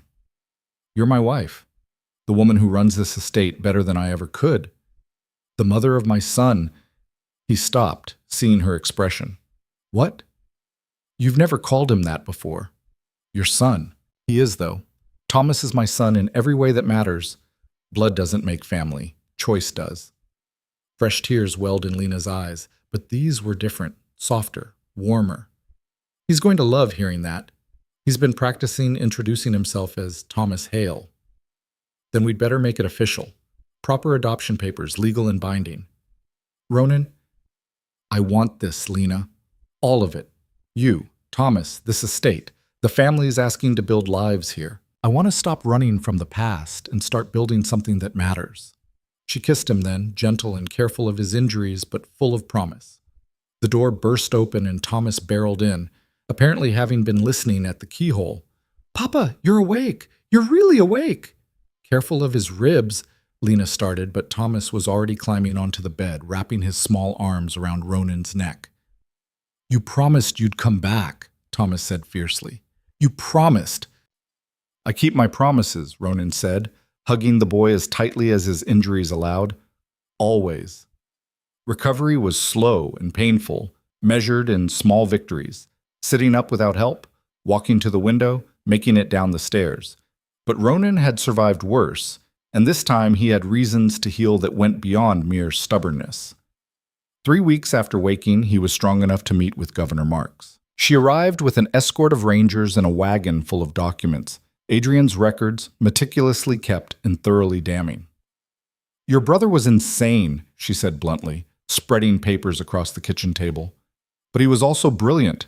These records detail corruption across 3 territories: judges, magistrates, land agents, even other nobility. The trial is going to be enormous. How many people? 43 confirmed, probably more once we follow the money trails. The Cranes were just the tip of a very deep, very corrupt system. She looked at Ronan. And you're the one who exposed it. You and your wife. We just wanted to protect our family. You did more than that. You've given us the evidence to clean up the frontier, to actually enforce laws that have been ignored for decades. Marks pulled out another document, which brings me to why I'm really here. The Crown wants to reward you for your service, officially recognize your claim to Blackwater Estate, grant you additional lands, a seat on the Territorial Council. No. She blinked. No? I don't want a seat on the council or additional lands. I just want clear title to Blackwater Estate and the right to manage it as I see fit. That's all? That's everything. Ronan gestured to the window where workers were repairing the barn, where children played in the courtyard, where Lena was discussing crop rotation with Sarah. I'm building something here, a community, not a kingdom. I don't need the Crown's recognition for that. The Crown will insist on some form of acknowledgement. Then acknowledge the families who fought the fires, the people who stood against corruption when it would have been easier to surrender. They're the real heroes of this story, not me. Marks studied him for a long moment. You really are nothing like your brother, are you? I used to think that was a failing. Now I know it's a strength, she smiled. Very well. I'll present your wishes to the crown, though I suspect they'll find you insufferably noble. I can live with that. After she left, Ronan found Lena in the garden she'd started planting. Spring was turning into summer, and already green shoots were pushing through soil that had been frozen for months. The governor offered me rewards, he said, settling onto the bench beside her despite his ribs protesting. Lands, titles, political power. And you said no. How did you know? Because you're you, the man who'd rather build something real than accept something hollow. She leaned against him, careful of his healing wounds. Though a little extra land might not have been terrible. We have enough land, more than enough. What we need is time to build something sustainable. He watched Thomas helping one of the tenant children plant seeds, both boys covered in dirt and utterly content. Speaking of which, I've been thinking about your idea, leasing portions of the estate to families. And? I want to do more than that. I want to establish a cooperative. Everyone who works the land shares in the profits. Everyone has a say in how we manage resources. No more lords and tenants, just people working together. Lena sat up, staring at him. That's radical. Possibly illegal in some interpretations of frontier law. Probably, but it's also right. It's what Adrian should have built before the world twisted him into something else. The other nobility will hate you for it. Good. Let them. I'm done caring what they think. She kissed him, and this time there was nothing careful about it, just heat and promise, and the kind of passion that came from choosing each other every single day. I love you, she said when they finally broke apart. Even when you're being impossibly idealistic. Especially when I'm being impossibly idealistic, he corrected, and she laughed. The cooperative became reality over the summer. Ronan divided the estate into workable sections, offered fair terms to families who wanted to stay, and watched as something genuinely new took shape. Not a lord's domain, but a true community where everyone had stake and voice. The other frontier nobility did hate it, predictably. Called it dangerous, unprecedented, a threat to the natural order. But their complaints meant nothing against the evidence of success. Fields producing bumper crops, families thriving, children learning to read and write in the school Lena established in the old ballroom. On Thomas's 6th birthday, they held the first community gathering in the courtyard. Families brought food, music, stories. The boy ran wild with other children, his laughter echoing off walls that had been silent for too long. Ronan stood on the steps watching it all, his ribs finally healed, his heart finally at peace. Sarah approached with 2 cups of cider. Quite the change from a year ago. Everything's changed, Ronan accepted the cup. Sometimes I still can't believe it's real. Believe it, you and Lena built something remarkable here, something that'll outlast both of you. That's the plan. Though I have to ask, any regrets? About Adrian? About how things ended? Ronan considered the question carefully. I regret that he couldn't find his way back, that whatever darkness consumed him was stronger than the brother I remembered. But I don't regret trying to save him, and I don't regret that Lena made the choice I couldn't. She told me she has nightmares about it. I know, I hold her through them, remind her that she saved lives, not just mine. That's what family does, carries the weight together. Sarah raised her cup. To family, then. Blood and chosen, both. To family. As the sun set and the gathering turned into an impromptu dance, Lena found Ronan and pulled him into the center of the courtyard. They'd never had a proper wedding celebration, never danced as husband and wife before witnesses who actually cared. What are you doing? He asked as she positioned his hands. Dancing with my husband. Is that allowed, Your Grace? Only if you stop calling me that. Make me. He kissed her instead, and the crowd cheered. When they finally broke apart, Thomas was standing beside them, beaming. Does this mean we get cake now? This means we get cake now, Lena confirmed. Best birthday ever. As Thomas ran off to claim his share of the celebration, Ronan pulled Lena close. Thank you, he said quietly. For what? For not leaving when you had every reason to. For fighting when it would have been easier to surrender. For loving me even when I was being an idiot about my brother. Well, someone had to keep you alive long enough to figure things out. She rested her head against his shoulder. Besides, I love you. Even the idiotic parts. Especially the idiotic parts. Don't push it. They danced as the stars came out, as the community they'd built celebrated around them, as Thomas's laughter mixed with music and firelight. It wasn't the life either of them had planned or expected, but it was theirs, earned through hardship, defended through courage, and built on the simple revolutionary idea that family meant choosing each other every single day. The Blackwater estate would never be what Adrian had envisioned. It was better. It was real. It was home. And that, Ronan thought, as he held his wife and watched his son play, was worth every sacrifice, every struggle, every moment of doubt. They had built something that would last, not because of noble blood or inherited title, but because of love, defiance, and the stubborn refusal to let the frontier's cruelty win. The broken estate had become a living legacy, and the future stretched before them, full of possibility and hope. The first snow of the second winter came early, dusting the Blackwater estate in white that sparkled like promise rather than threat. Ronan stood at the same window where he'd first seen Lena pointing a pistol at him 18 months ago, and marveled at how completely the world had transformed. The estate was unrecognizable from the crumbling ruin he'd returned to. New roofs covered structures that had been skeletal. The fields, harvested and lying fallow for winter, had produced yields that exceeded even the optimistic projections. Smoke rose from a dozen chimneys, families living in homes they'd built themselves on land they now had stake in. "You're brooding again," Lena said, appearing beside him with 2 cups of tea. "I can always tell when you're brooding. You get this look like you're trying to solve the world's problems with sheer willpower." "Not brooding, remembering." He accepted the tea, their fingers brushing in a way that still sent warmth through him. 18 months ago, I came back here to sell this place and disappear. Now I can't imagine being anywhere else. Funny how life works." She leaned against him, comfortable in a way that had taken months to build. "Though speaking of funny timing, we have visitors coming today." "I know, Governor Marks and half the Territorial Council." He grimaced. "Probably coming to tell us the cooperative model is illegal and we need to restructure into something more traditional." "Or," Lena said with a knowing smile, "they're coming to see why our harvest numbers were double the territorial average, and why we have a waiting list of families wanting to settle here, and why our children's literacy rate is higher than the capital's. You've been reading those reports. Someone has to pay attention to the details while you're busy being nobly inspirational." Before he could respond, Thomas burst through the door, now 7 and growing like a weed, covered in snow and trailing 3 other children. "Papa, Mama, the council wagons are coming up the road. Sarah says we should probably look presentable." "Probably," Ronan agreed, ruffling his son's hair, "though I'm not sure anything makes us look like traditional nobility." "Good," Thomas said with the fierce conviction of childhood. "Traditional nobility is boring. We're interesting." "Well, interesting is certainly one word for it," Lena murmured, but she was smiling.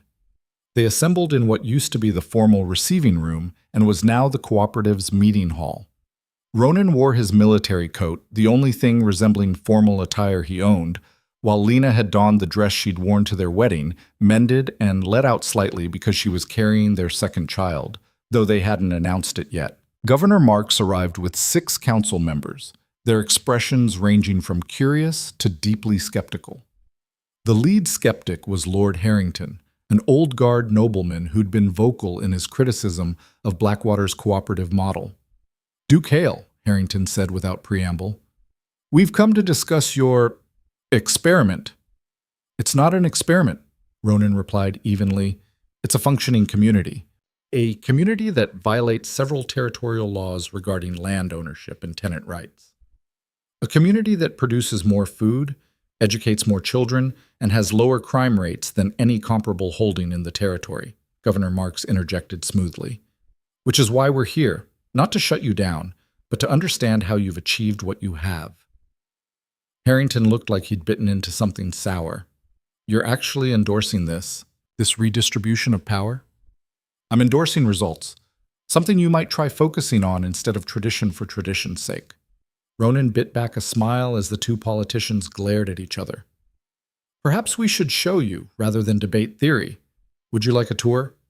The council members agreed, though Harrington's agreement was clearly reluctant. Ronan led them through the estate, letting the reality of what they'd built speak for itself. They saw the school first, where Lena and two other women taught reading, writing, arithmetic, and practical sciences to 30 children. Thomas was among them when they arrived, helping a younger student with sums, completely unself-conscious about his role as both Duke's son and community member. "How do you fund this?" one council member asked. 10% of cooperative profits go to community resources, Lena explained. Education, medical supplies, infrastructure maintenance, everyone contributes, everyone benefits. And the families accept this taxation? It's not taxation when you have a voice in how it's spent. We hold monthly meetings. Every family votes on major decisions. Democracy, Harrington said the word like a curse. You've introduced democracy to a feudal holding. We've introduced fairness, Ronan corrected. Something in short supply out here. Next, they visited the workshops where families produced goods for trade. Textiles, metalwork, preserved foods. Each operation was run collectively, with profits split based on contribution and need rather than arbitrary hierarchy. This violates the guild structure, Harrington protested. These people aren't licensed craftsmen. These people are skilled workers meeting real needs. Governor Marks cut him off. And their goods are in high demand across 3 territories. I've seen the trade numbers. Blackwater Estate is single-handedly improving our economic outlook. By circumventing established systems. By proving those systems are outdated and inefficient. She turned to Ronan. Continue the tour, please. The final stop was the Common Hall, where families gathered for meals and meetings. Today, it was being prepared for the Winter Festival, decorations being hung by adults and children working together, tables being set for a shared feast. Sarah Blackwood was directing operations with the efficiency of a general, and she greeted them with flour on her hands and no deference whatsoever in her manner. "Lord Harrington," she said, "heard you were coming, probably here to tell us we're doing everything wrong. That is, save it. I've heard every criticism before. Women shouldn't have property rights. Tenants can't be trusted with decision-making. The natural order must be preserved." She wiped her hands on her apron. "You know what the natural order out here is? Survival. And we're surviving better than most of your traditional estates. You're remarkably insubordinate for a tenant. I'm not a tenant, I'm a partner, and that's the difference you can't seem to grasp." Governor Marks laughed outright. "I like her. Can we duplicate her across the entire territory?" "You could try," Sarah said, "but first you'd have to create systems where women like me aren't automatically dismissed as hysterical or uppity." Point taken. The meeting reconvened in the hall, this time with several cooperative partners joining them. Ronan had insisted on it. If the council was evaluating their model, the people living it should have voice. Harrington wasted no time launching his attack. "Your system here is unsustainable. It depends on everyone acting in good faith, pulling equal weight, prioritizing community over individual gain. That's not human nature." "You're right," Ronan agreed, surprising everyone. "It does depend on those things. But it turns out, when people have actual stake in success, when they're treated as partners rather than property, most of them rise to the occasion." "Most isn't all. What happens when someone refuses to contribute? When they take advantage of the collective generosity?" "We had that situation last month," Lena spoke up. "The Henderson family. Husband stopped working, claimed injury, was drinking away his family's share while his wife and children suffered." "And?" Harrington leaned forward, scenting weakness. "What did your precious cooperative do?" "We held a community meeting," Sarah said, discussed options, voted to give Henderson 1 month to seek help for his drinking or leave the estate." "You exiled them?" "No, Henderson got help. Dried out with support from other families who'd faced similar struggles. He's back working now, productive, grateful. His wife told me last week it saved their marriage." One success story doesn't prove a system works. Then how about 43 families who've thrived here when they were failing elsewhere? Ronan pulled out the records they'd meticulously kept. Lower infant mortality, higher crop yields, 0 violent crimes, 3 births, including twins last month, 2 weddings, 1 old-timer who died peacefully in his sleep surrounded by family instead of alone in some boarding house. He spread the documents across the table. "This isn't theory, Lord Harrington. It's data. And if you're so committed to tradition that you can't see results staring you in the face, that says more about you than about us." The silence that followed was absolute. Then one of the other council members, a woman named Petra Vance, who'd been quiet until now, spoke. I manage an estate 2 territories west, smaller than Blackwater, but similar struggles with harsh climate and limited resources. She looked at Ronan.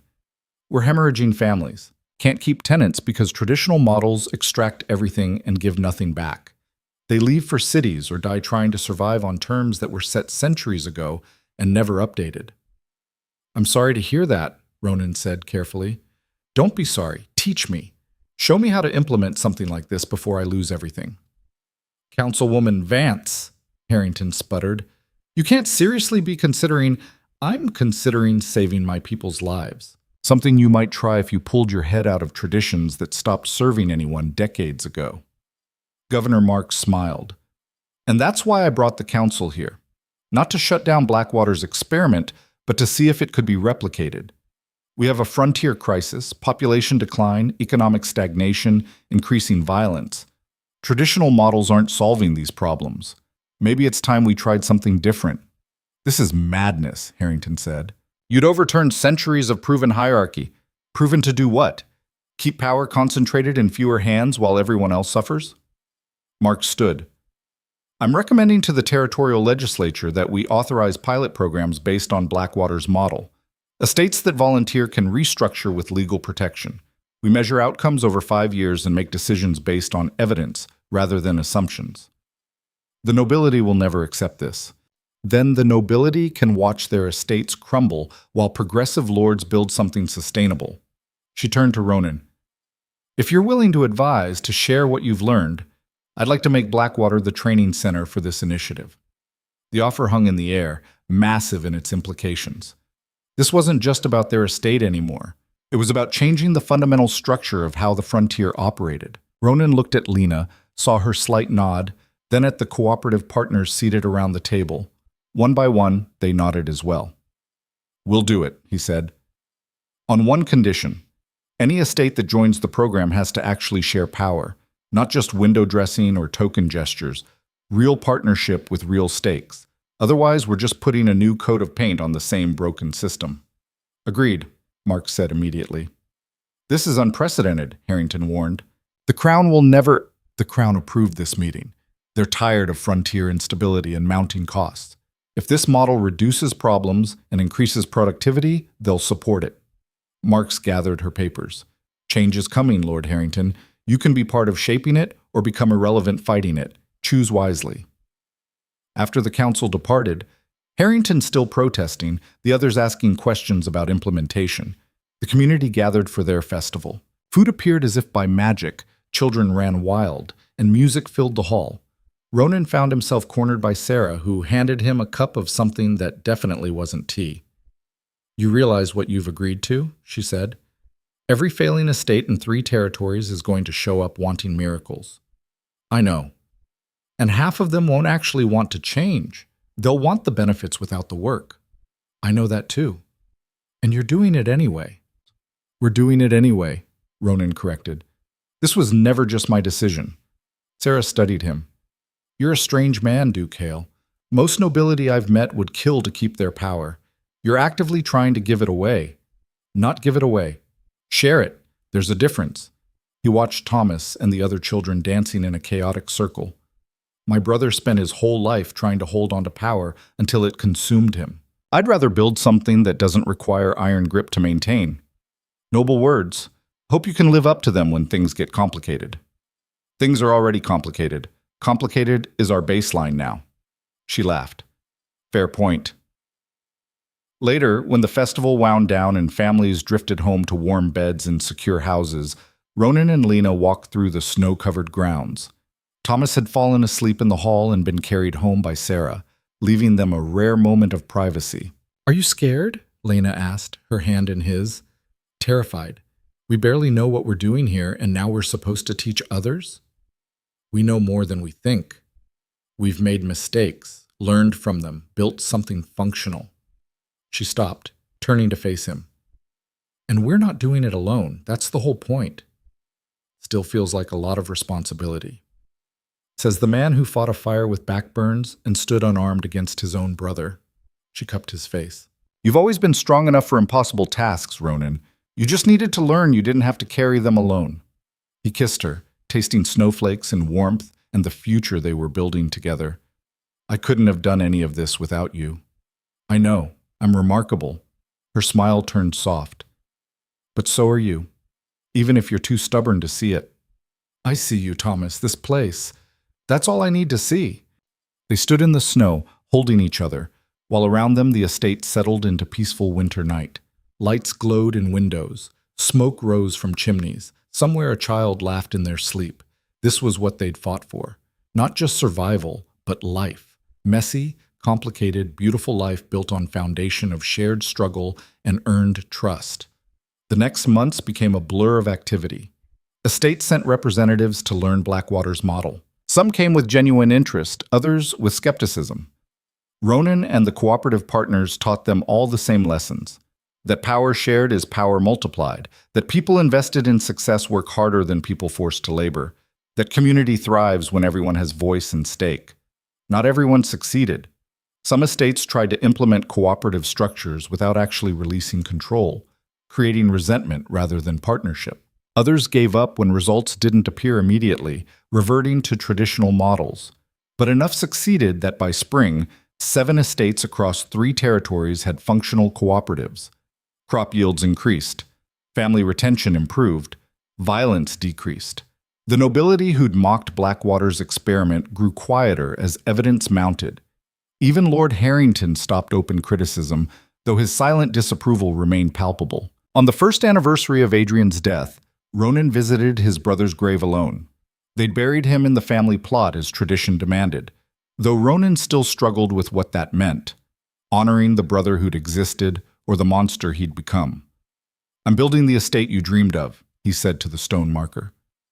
"Just not the way you imagined, not one man's vision imposed from above, but something created by everyone who lives here. It's messier than your plans would have been, less controlled, but it's real and it's working, and people are happy." The wind rustled through new leaves on trees they'd planted to replace timber lost in the fires.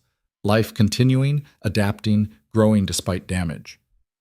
"I forgive you," Ronan said finally, "for the betrayal, the violence, the choices that led us here.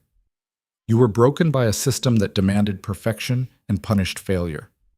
I'm trying to build something different, something that allows for mistakes and growth. I hope that counts for something." He stood there a while longer, then walked back to the estate where Lena waited on the porch, her pregnancy now visible, her hand resting on the small swell of their growing child. "How are you?" she asked when he reached her. "Better. Not healed, but better.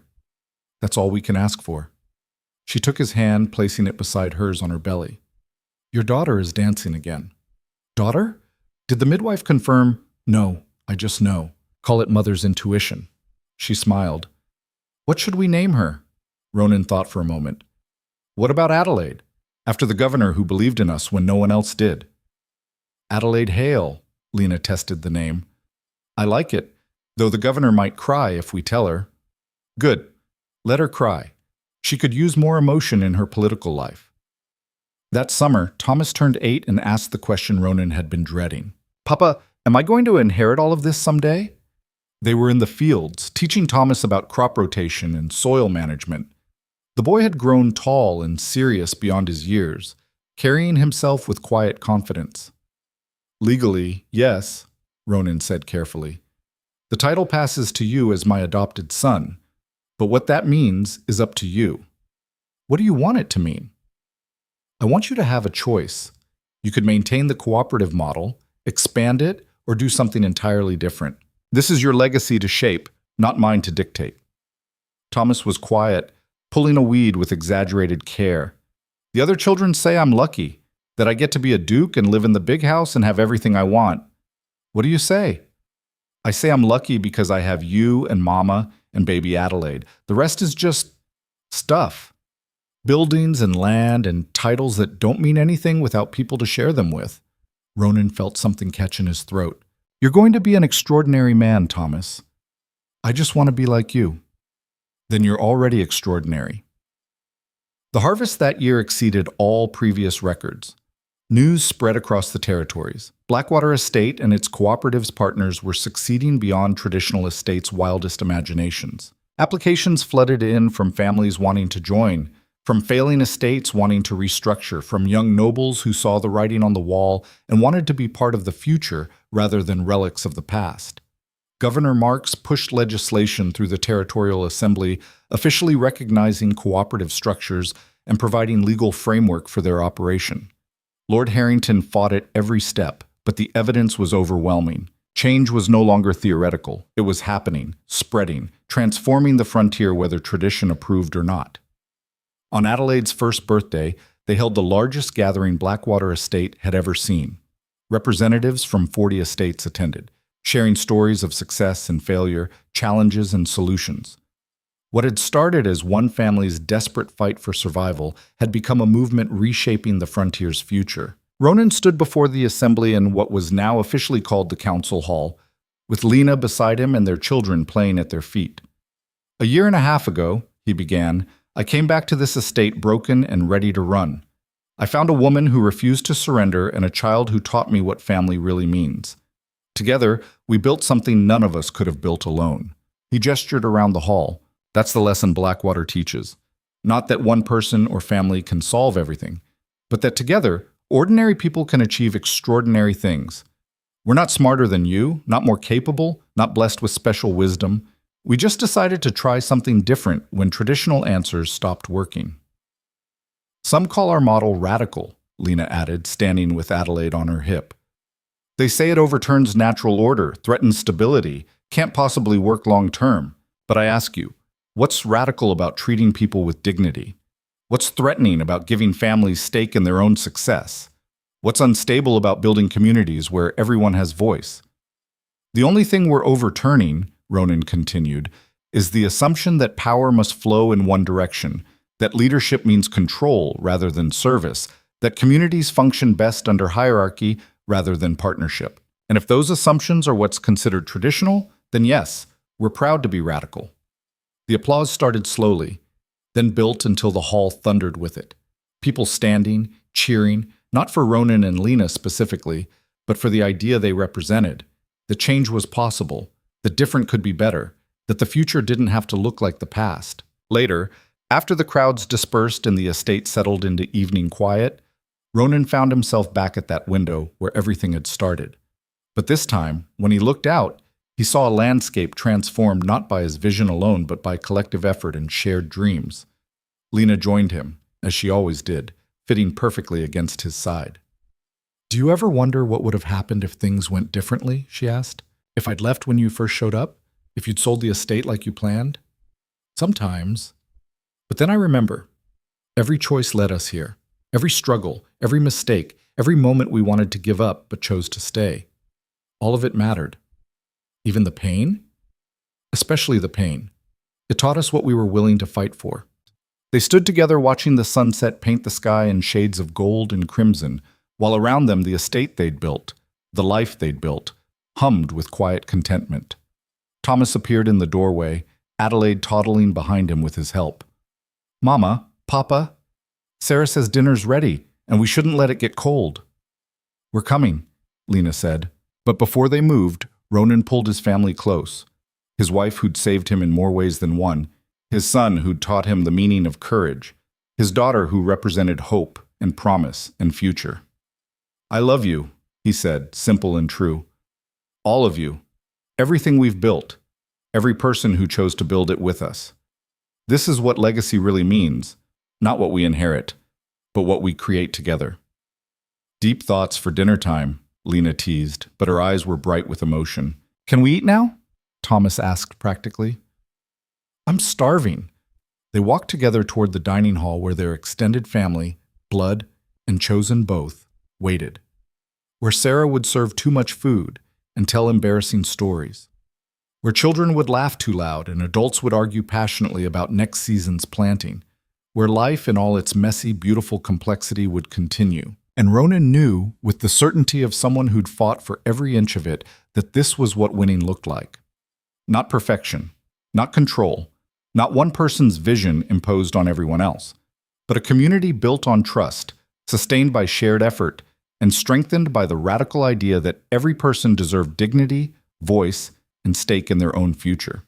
The Blackwater estate had become more than land and buildings. It had become proof that defiance could build as well as destroy, that courage could mean choosing community over control.